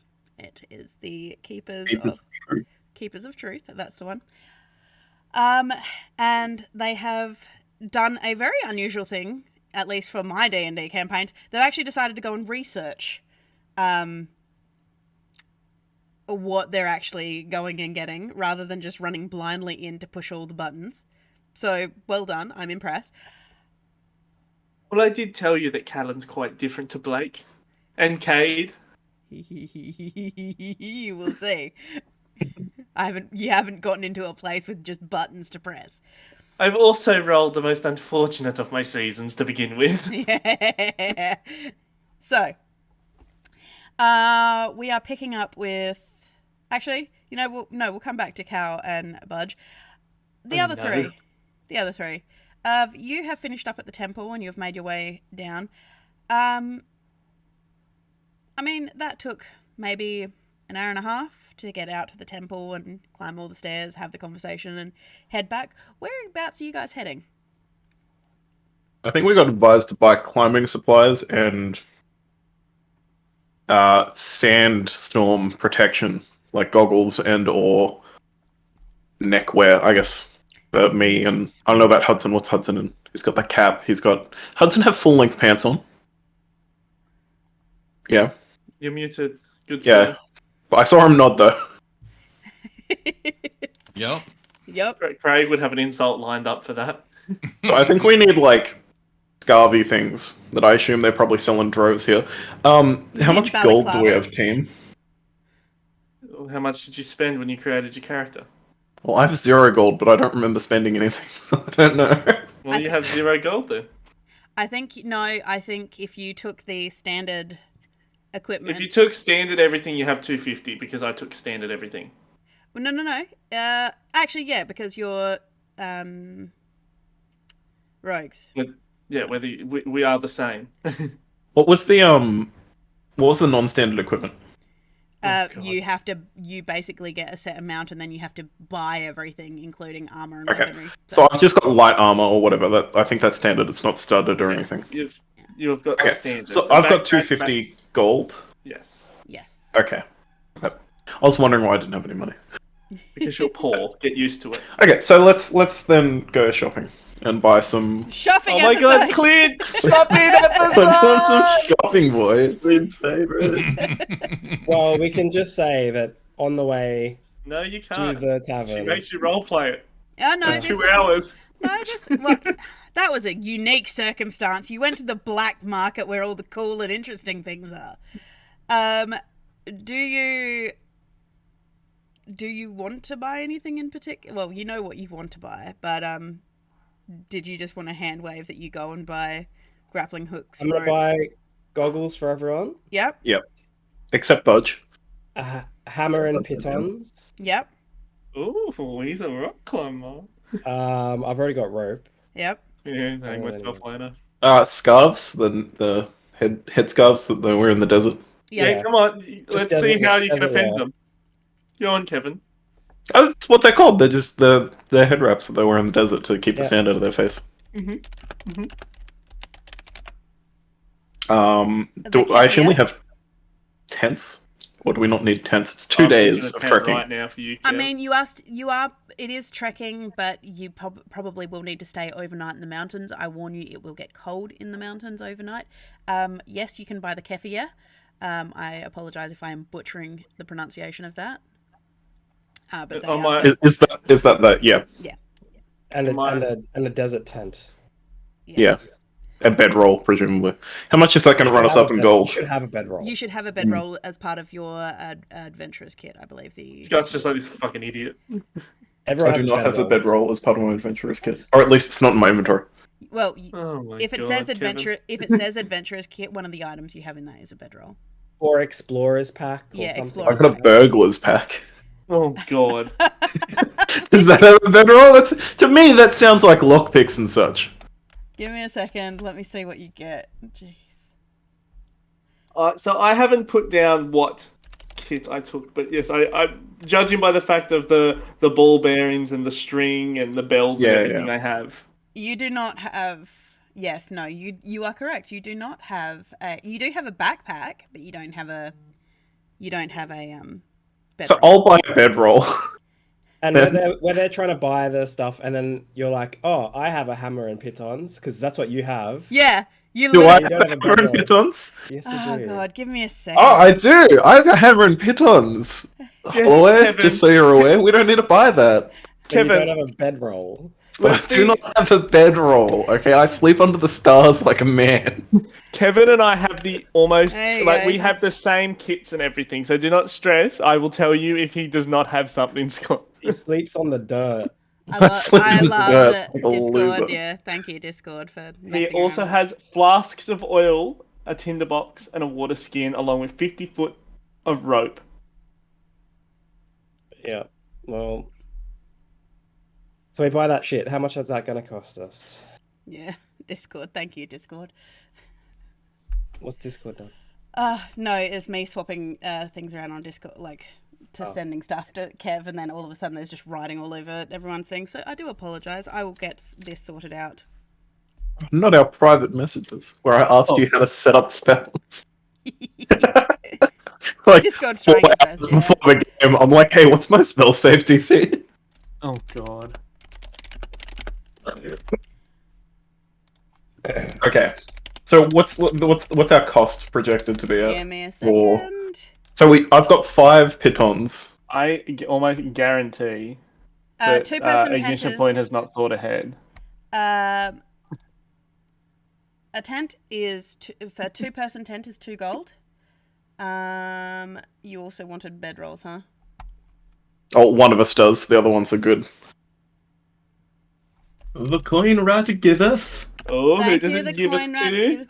No, it gives the coin rat giveth means everybody gets 10 gold. Thanks to Evil One. Thank you for that. I Thank can't. you, Hold gorgeous on. gentleman. Before you add your 10 gold, wait 1 second to see if the coin rat taketh straight after. No, I've added it in.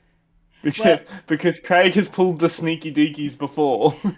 Well, yes, as you're all standing there, a little golden rat. By the way, your bedroll is going to set you back 1 gold. Yes, you watch as you just feel a rustle in your pockets as a little golden rat parkours his way into your pocket and deposits 10 gold before yeeting himself away. So I got a bedroll. I got a 2-person tent. Yep. So that's 3 gold all together. All right, I'm down to 157. And then I guess extra water skins because she said to bring more water as well. Yep. Right? Yep. Or should we,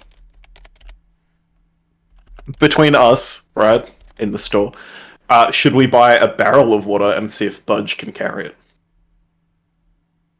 A small barrel. Yeah. No. Don't you go bossing my Budge around? It's for him too. Well, Hudson's pretty tank as well, so. Can Hudson strap a small barrel of water to his backpack? A small Yeah. barrel? Yes, Budge. You know, Yeah, imagine like like in a tavern when they've got like the little kegs of alcohol. This is one of those things, a small keg, Budge would be able to carry no problems. Yeah. He counts as one Without size doubt. larger when carrying. Or what about our main man Hudson? Well, I Yeah, asked but- him because he's there. My question is, are you talking like a 20-litre, No, where they're talking like one of those small like port barrels. so like a 5-litre? Yeah. Or 10. 5 or 10. 5 or Five, 10. 5 or 10. I was just making sure you're aware that water weighs a kilo per litre. Yes. Okay, just making sure. What's with the math test halfway through D&D?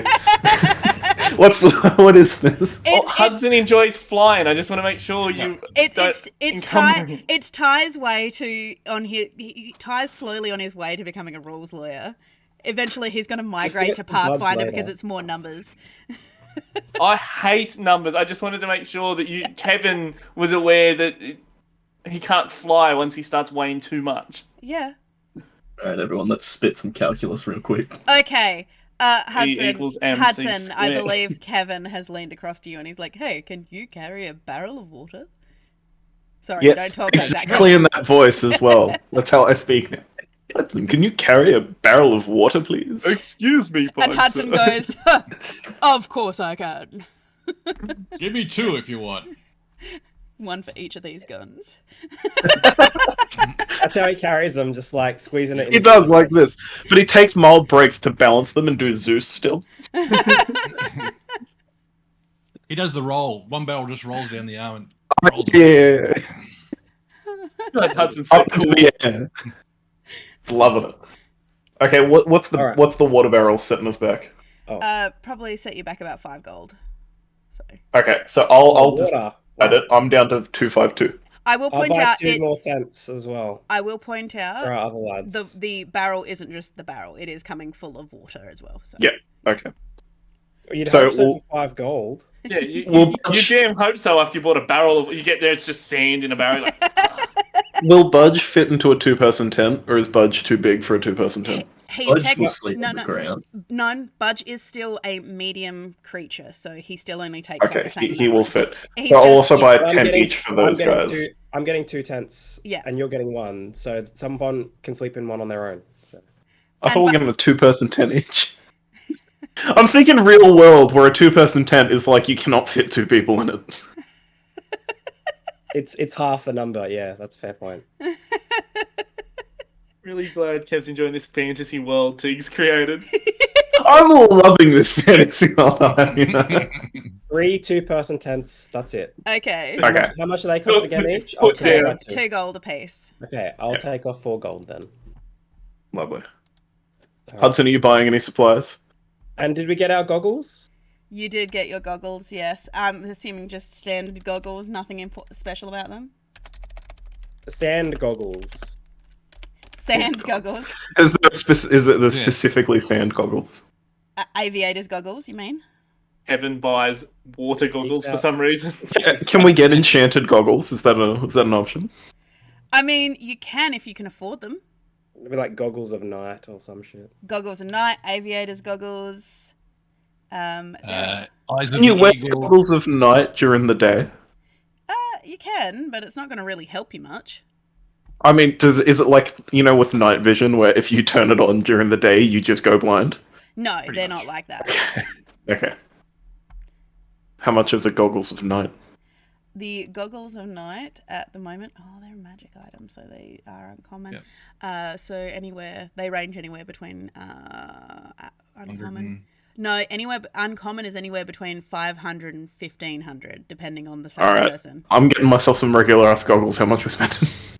Regular ass goggles that are not special, don't do anything, don't have any magical attributes. 2 gold. 150. So Yeah, I'm assuming we get 3 pairs because Budge won't need them, right? Probably not. Yeah. But Okay. change So of eyes. 3 pairs. 3 Yeah. pairs. Yep. Again, I'll buy 2 for. I'll buy 1 for Cal as well. Okay. You have your supplies in your little shopping bags, your paper bags, in your canvas All right, bags. and then we're gonna head for our meeting point. Yeah, into the charming barman outpost. Okay, so you are heading to the charming barman. That is where you guys decided that you were going to be staying, isn't that correct? She says. Yes. Yep. The problem is I need to find where it is on my own map because you think I can find any of the places on my map? Nope. You built this. It's right next to the Sands Institute. You built this. I did- Did she build this? Did you build this, Tegan? I did build this. It's next to the Sand Institute on the far Oh, right. yeah. Oh, incidentally, that works out brilliantly for you guys. Sweet. Charming barman all the way down here. Which is right next to the Warlock Institution. Yay. Speaking of the Warlock Institution, as you slowly make your way across town, Budge, Laird mentions, leads you through the hallways. Just roll me a perception to see if you notice Cal just hesitating a little bit before he leaves the room. Yeah, second. Let us see. Ooh! Tier 20. Budge sees all. Oh, he perceived it all right. Painted on. You did. You notice that Cal stopped, looked around the room, kind of considered, rubbed his hands together before closing the door as he followed you. And he gave a.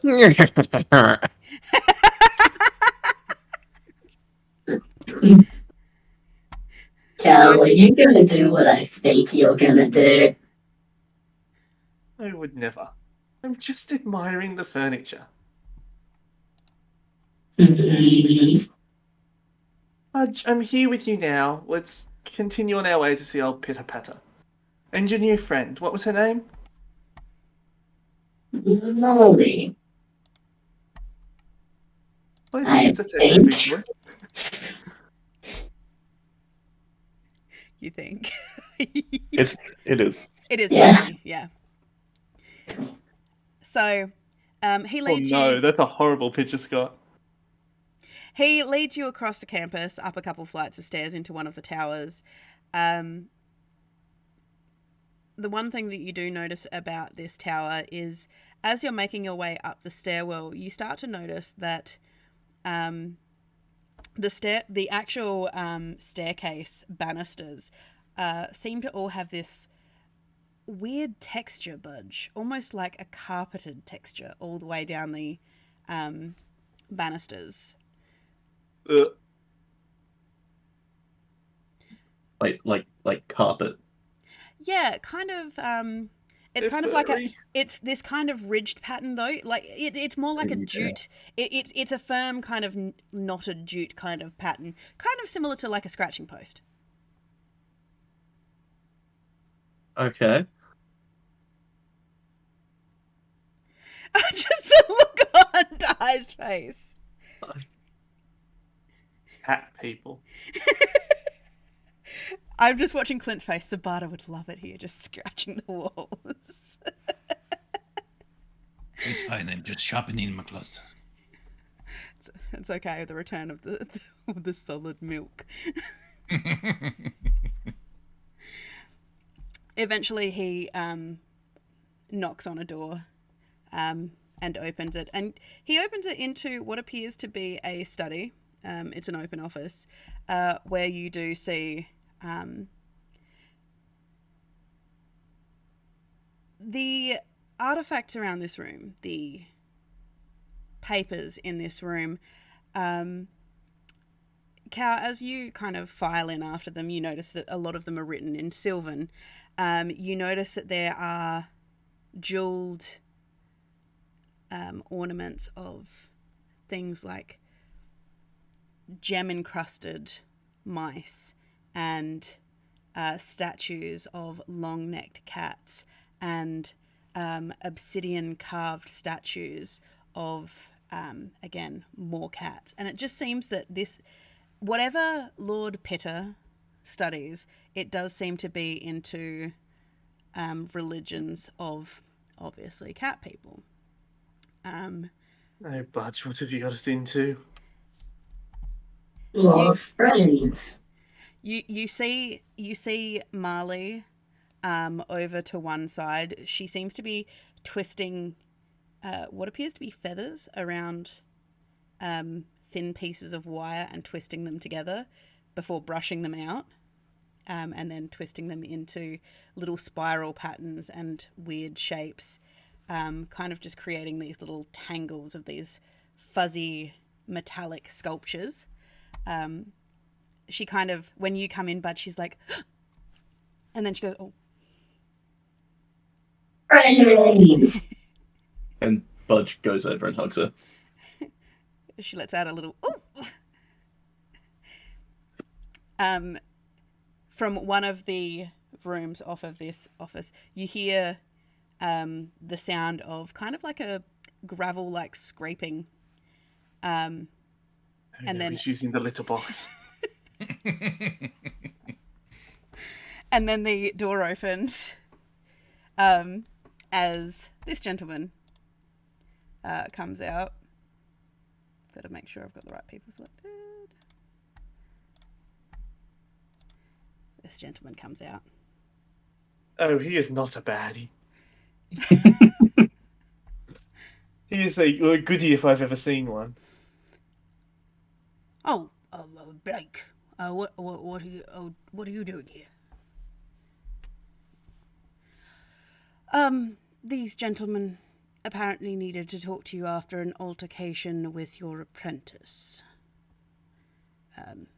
Apparently,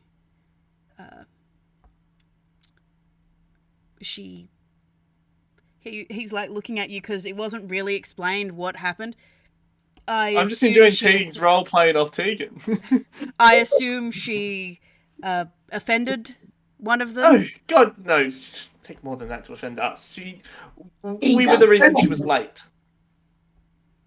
Oh well, yes. Of course she was late. Molly's never on time. Well, it was our fault today. It's basically we came past to just point out that it was our fault. Apologise. Budge wanted to meet the hero of his newfound friend, and then we were going to go on our way if there was nothing you could tell us about the traps and the cup of water that we're seeking. Well, traps and cup of water. I don't like water. I don't like boats. Uh-huh. What about bath? I mean, I do enjoy the occasional dust bath, yes.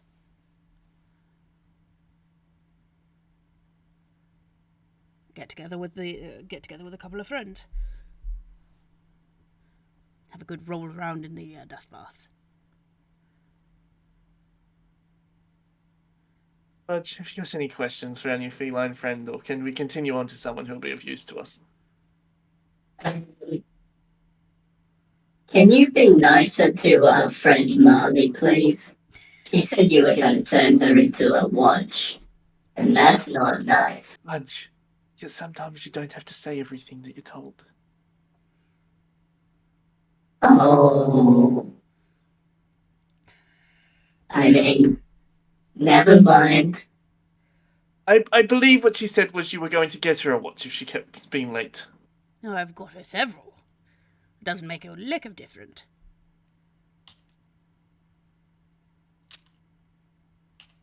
Anyway, finger pistols to Miles, and let's continue on to the other person we were here to see. You gotta ask him more questions, because so far in my notes I've got pitter patter likes dust baths. All I've got. Nope. Welcome to D&D notes when you'll look back in 6 months and go, I have no idea what that's in reference to.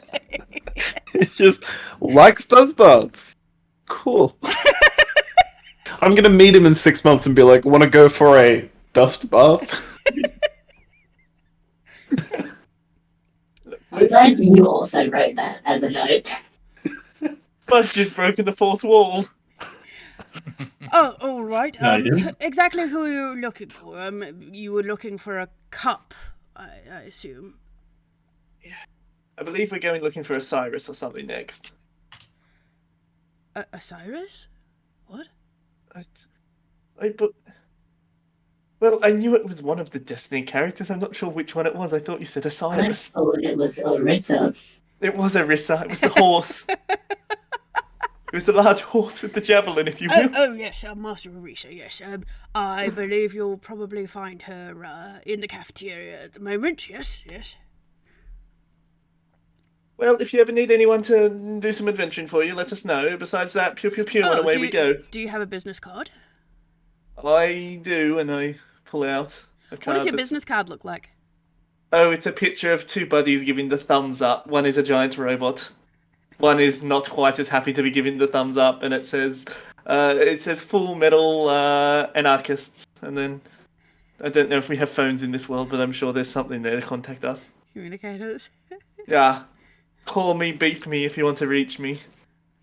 Calm down, Kim Possible.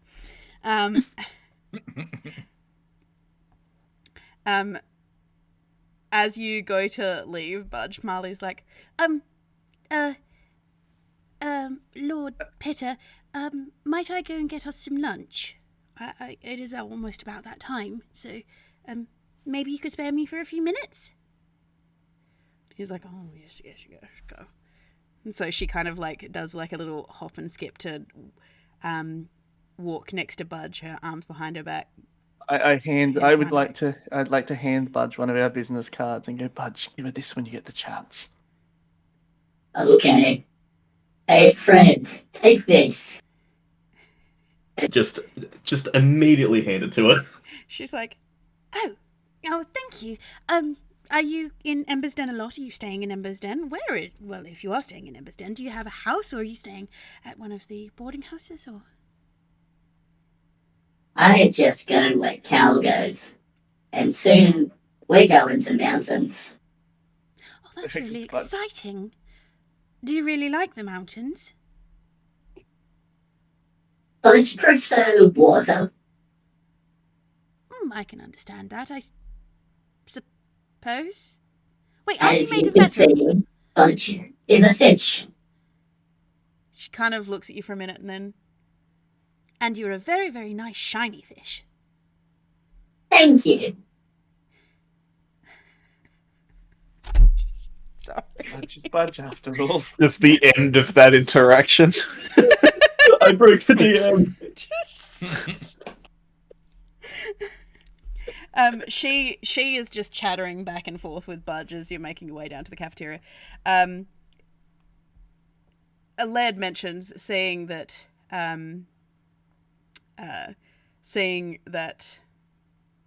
Marley is kind of like joining you. He looks at a glance, Cal, he looks a little bit frustrated that she's joining you, but considering she's not asking him questions for once, he kind of just drops back a step to walk beside you and letting Budge just act as a buffer to just this constant flow of dialogue. Until eventually you make your way down into the cafeteria where there are long wooden tables everywhere, what appears to be kind of an open salad buffet.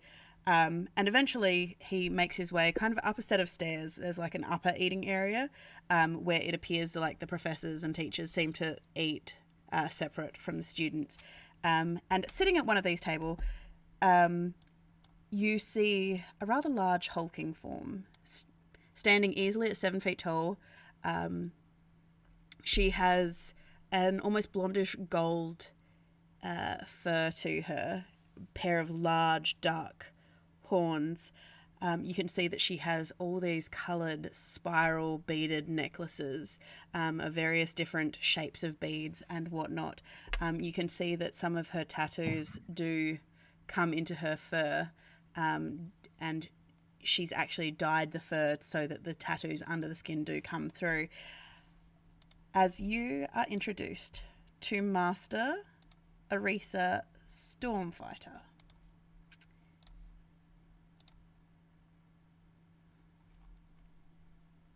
Holy shit, Oh, she's damn. big. She a baddie. I mean, sure, Budge, if that's your type. She looks up as Laird mentions comes over with you.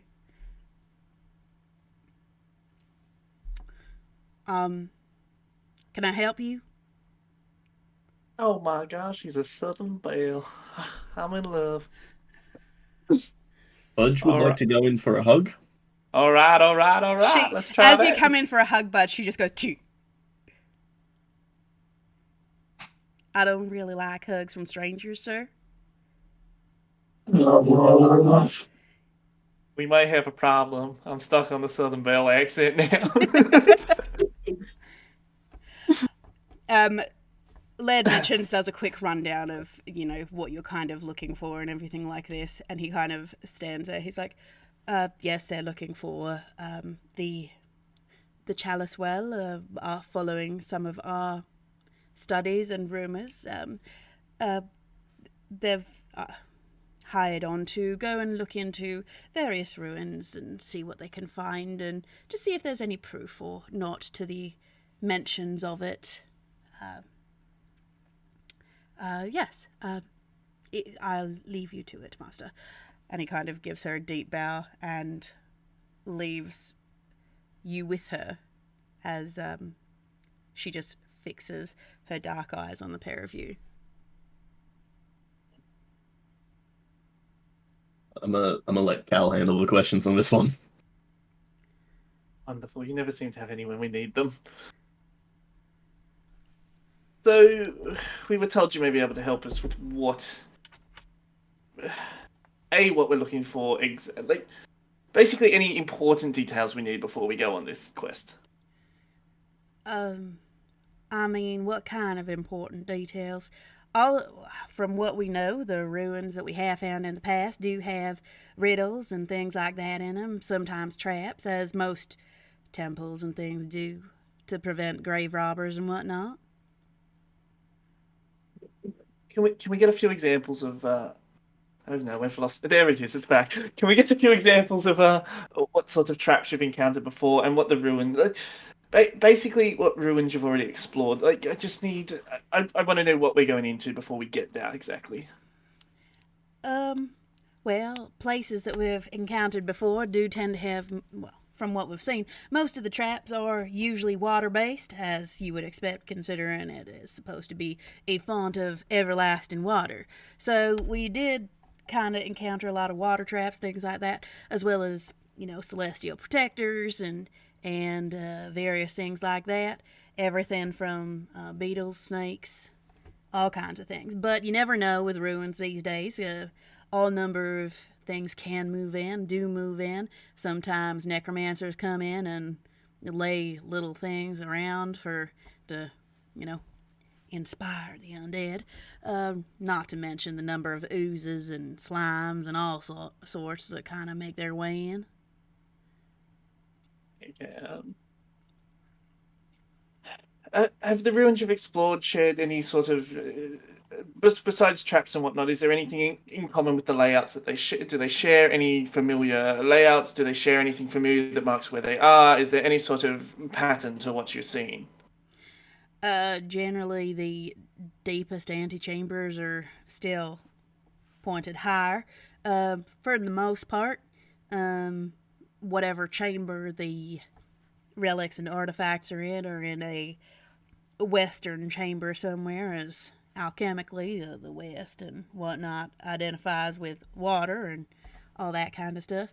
You'll see alchemical symbols tied into it and whatnot. And a lot of these places do, well, from what we can tell, obsidian dwarves are no different from other dwarves in terms of, they do manage to find and cultivate certain amounts of treasure, artifacts, metal, and things like that. So,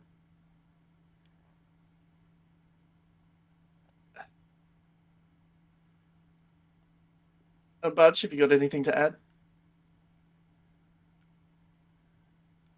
Nothing.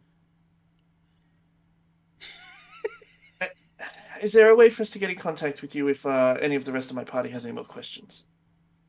well, I spend all my time here, so I got quarters in the school. So if you need to find me, just find one of the professors or find a student or whatnot, and they can kind of guide you towards my quarters. And if you have any more questions, I'm happy to answer them. Well, yes. I give her a business card, and just if you think of anything that could be important, no matter how little, just give us a I don't know, a buzz, if you will. Will do. Well, good luck. I mean, you never know what you can find out there.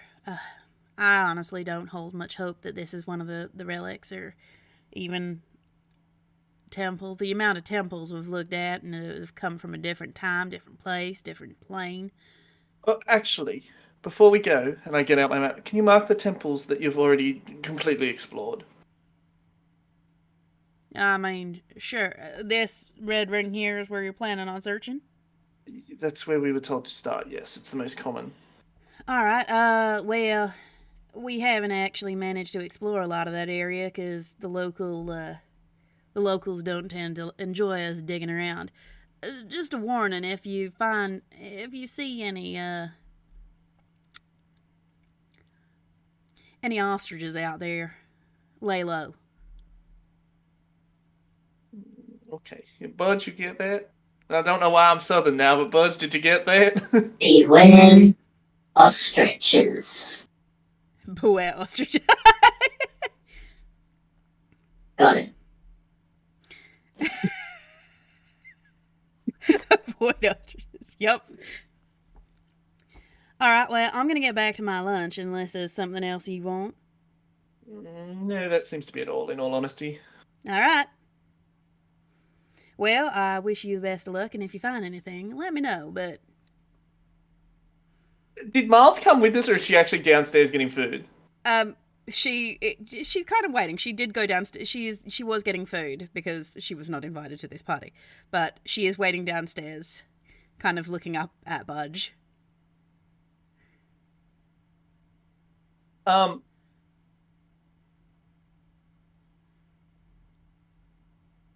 I guess it's time for. Well, I guess it's time for us to go, Budge. In all honesty, we better meet up with the rest of the group. Okay. I'll meet you downstairs, and I'd like to look over the balcony to where she is and just teleport beside her.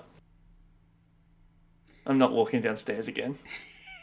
She looks delighted when you appear next to her. Oh, that's a very good spell. Not so much a spell, more of an ability, but Oh, so it's an innate ability. Well, I find them absolutely fascinating. I don't really have anything special like that. you know, I there's a mean, few I would things save special about you. loads of time if I could do something like that. Much like many innate abilities, it does have its limits. Budge, are you coming? I assume Budge just walks down by now. Thump, thump, thump. Yep. Budge appears. So, going off on an adventure then, hey? Yes. Well, tonight we go to the tavern, we drink, we What tavern? enjoy our time. Budge, what tavern are we staying at? The one next door? Oh, the charming barman. Yes, that's the one. Yes. Are you... Well, if you're leaving in the morning, are you going to be having a big night, or... Most I nights are big at the don't moment. do little nights. Everything's big about this big fella over here. Come and join us once you're done with your studies. I'm sure you'll love the rest of the group. She looks very pleased with this. Except Kevin. Oh yes, except for Kevin. We fucking hate Kevin. Kevin? Who's Kevin? Oh, trust me, you'll know once you see him. Oh, all right. All right, I'll see you after I finish my studies for the day. Sounds like a Good plan. friend. Bye, Budge. Bye, Cal, wasn't Helen. it? Yes, it was. All right, I'll see you later this afternoon. I hope that you're looking forward to a really big night. I can't wait. I don't We get need to to drink. talk I don't get to Zero. go out drinking very often. You know, one needs friends for that. So I can't wait. See you then. Oh, she's so sweet. We're your friends now. I invited her to torment Doc, but now she's just too sweet. She goes off to join her teacher, leaving you guys to leave and make your way towards the tavern. For those of you in the tavern, what? I'm assuming you got back to the tavern and deposited your stuff in your rooms. Yes. Absolutely, and ordered food. And ordered food. Contendies. Andy's. Yeah. Andy's. We'll just have some food waiting for when these guys arrive. Okay, so you sit down. As you guys are sitting down, the tavern owner, Urdox, brings over your food. This gentleman brings over your food. Like the baddie. For God. Ooh. Can I roll the sex flirt appeal. with him? Roll sex appeal? He's wearing Nothing at all. no, He's wearing nothing at all. He's topless. he's wearing an open vest, very a la Aladdin. as he puts down your that could have gone another way. I'm gonna open my vest in an attempt to like imitate him. Your pale chest terrifies him. No, I've got a dress shirt on underneath my vest. Okay, so you've started to relax, and he puts the food down in front of you. All right, so how many more nights are you planning on staying with us, or you're going to move on soon, or? I think we'll be heading off soon. Oh, so Very soon. So that letter you got from the brokers was a definite lead, then? Absolutely. Oh, wonderful, wonderful. All right.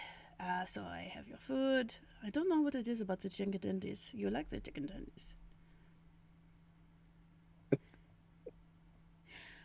I got the pan-seared venison, personally. He puts down your drinks. All right, well, I'll be behind the bar if you need anything else, and just let me know, okay? Thank you very much. Urdox? Urdox, yeah. Yeah. Yes. All right. Well, he goes and leaves you to sit at your table. After about half an hour or so, you hear the thump, thump, thump, thump as Budge's feet make his way up over the carpeted floor. You can see them relaxing. There are empty plates in front of them, Budge and Cal. Hello again, new friends, and Kevin.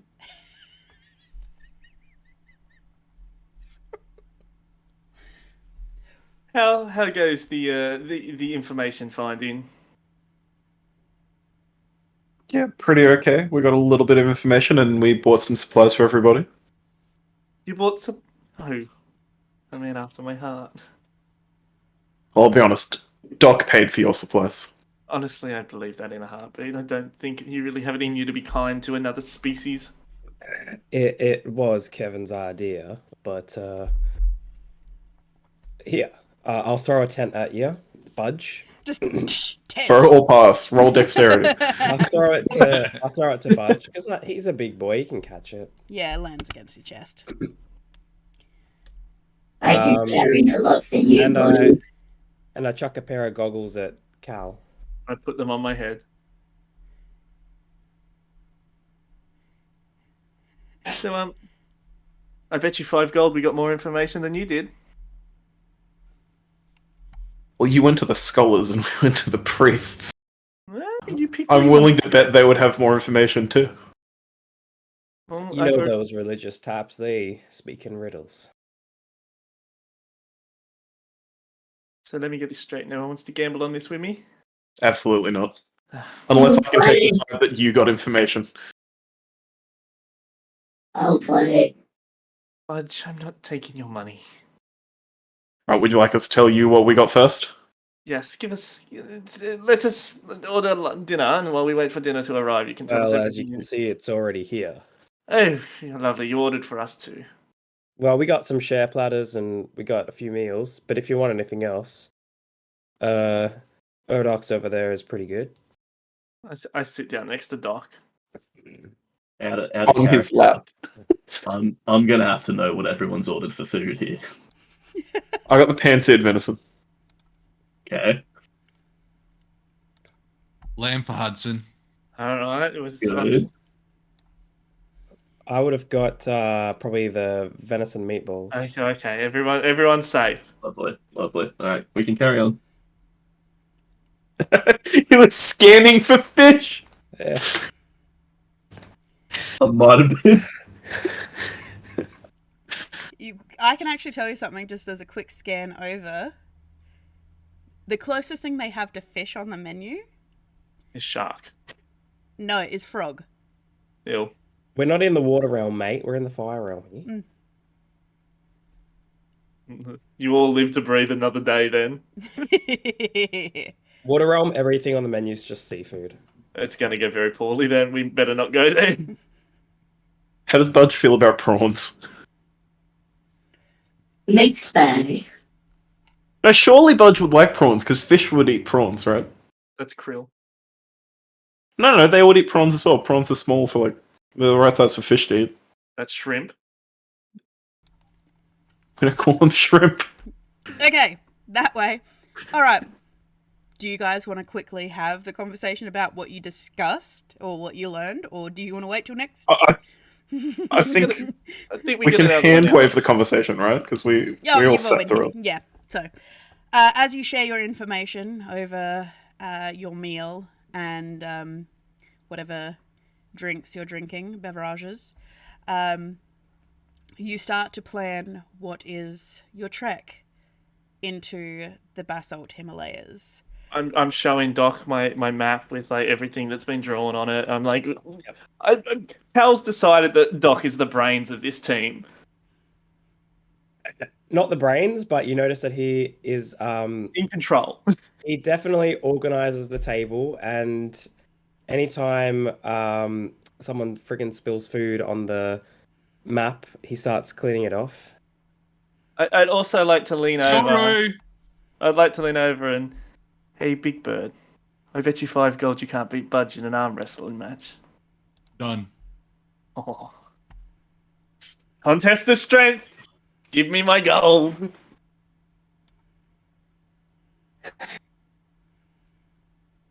So, Kevin, Are we Doc, starting with rolling through? what's in on this? It is an athletics versus athletics. Alrighty. Ooh. Oh, I take your gold. I give him 5 gold and Budge, you're just really distracted by the chicken tendies and just BAM! I let him win. maybe next time tell me that before I bet on you, Budge. Hudson jumps up.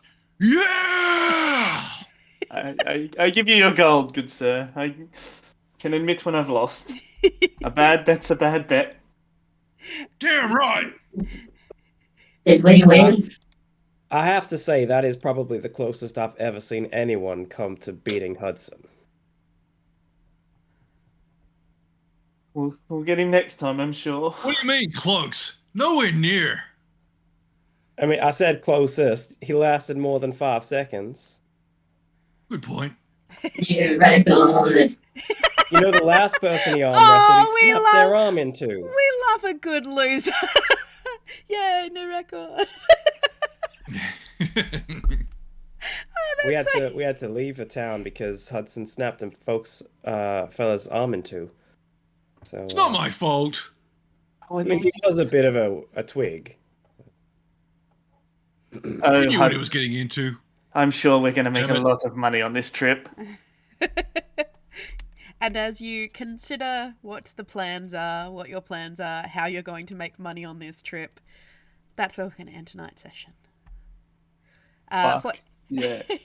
For everybody, this is a fortnightly game, so we will see you in 2 weeks from now, having watched the players absolutely forget everything. Hopefully by then, Scotty is feeling significantly better. We do hope. I'll be fine. Hopefully you He's do still get sick in 2 guys weeks. tomorrow. I'm worried, man. yeah. Hopefully you do get well soon. I can now. Thank you to everybody who has watched, followed, subscribed, just enjoyed and participated. If you ever do want to, just for anyone who doesn't know, we do have channel points that pertain to this game and State of Anarchy on Saturdays, which you can give the players gold, take gold away, and also give them inspiration. However, I am open to taking suggestions on some channel point suggestions specifically for Ignition Point if you would like. Otherwise, thank you to everyone who has watched. If you like what these wonderful people do, go down, check out their channels if you're not already following or don't know what they do. Go check that out. It's a mixed bag over there. Everything from mechanic simulators to Pokemon games to Overwatch. It's a great Apex Legends, I believe, as well. So it's a great time. Hope you have a wonderful fortnight until we see you again. Pitter patter, let's get at her. I've been reading that in my head on and off the entire time. Yeah, I It was know. the first thing I thought. Yep. And so we hope you have a wonderful fortnight and we will see you again in 2 weeks. Bye, guys. Hope you have fun. Hooroo. Bye.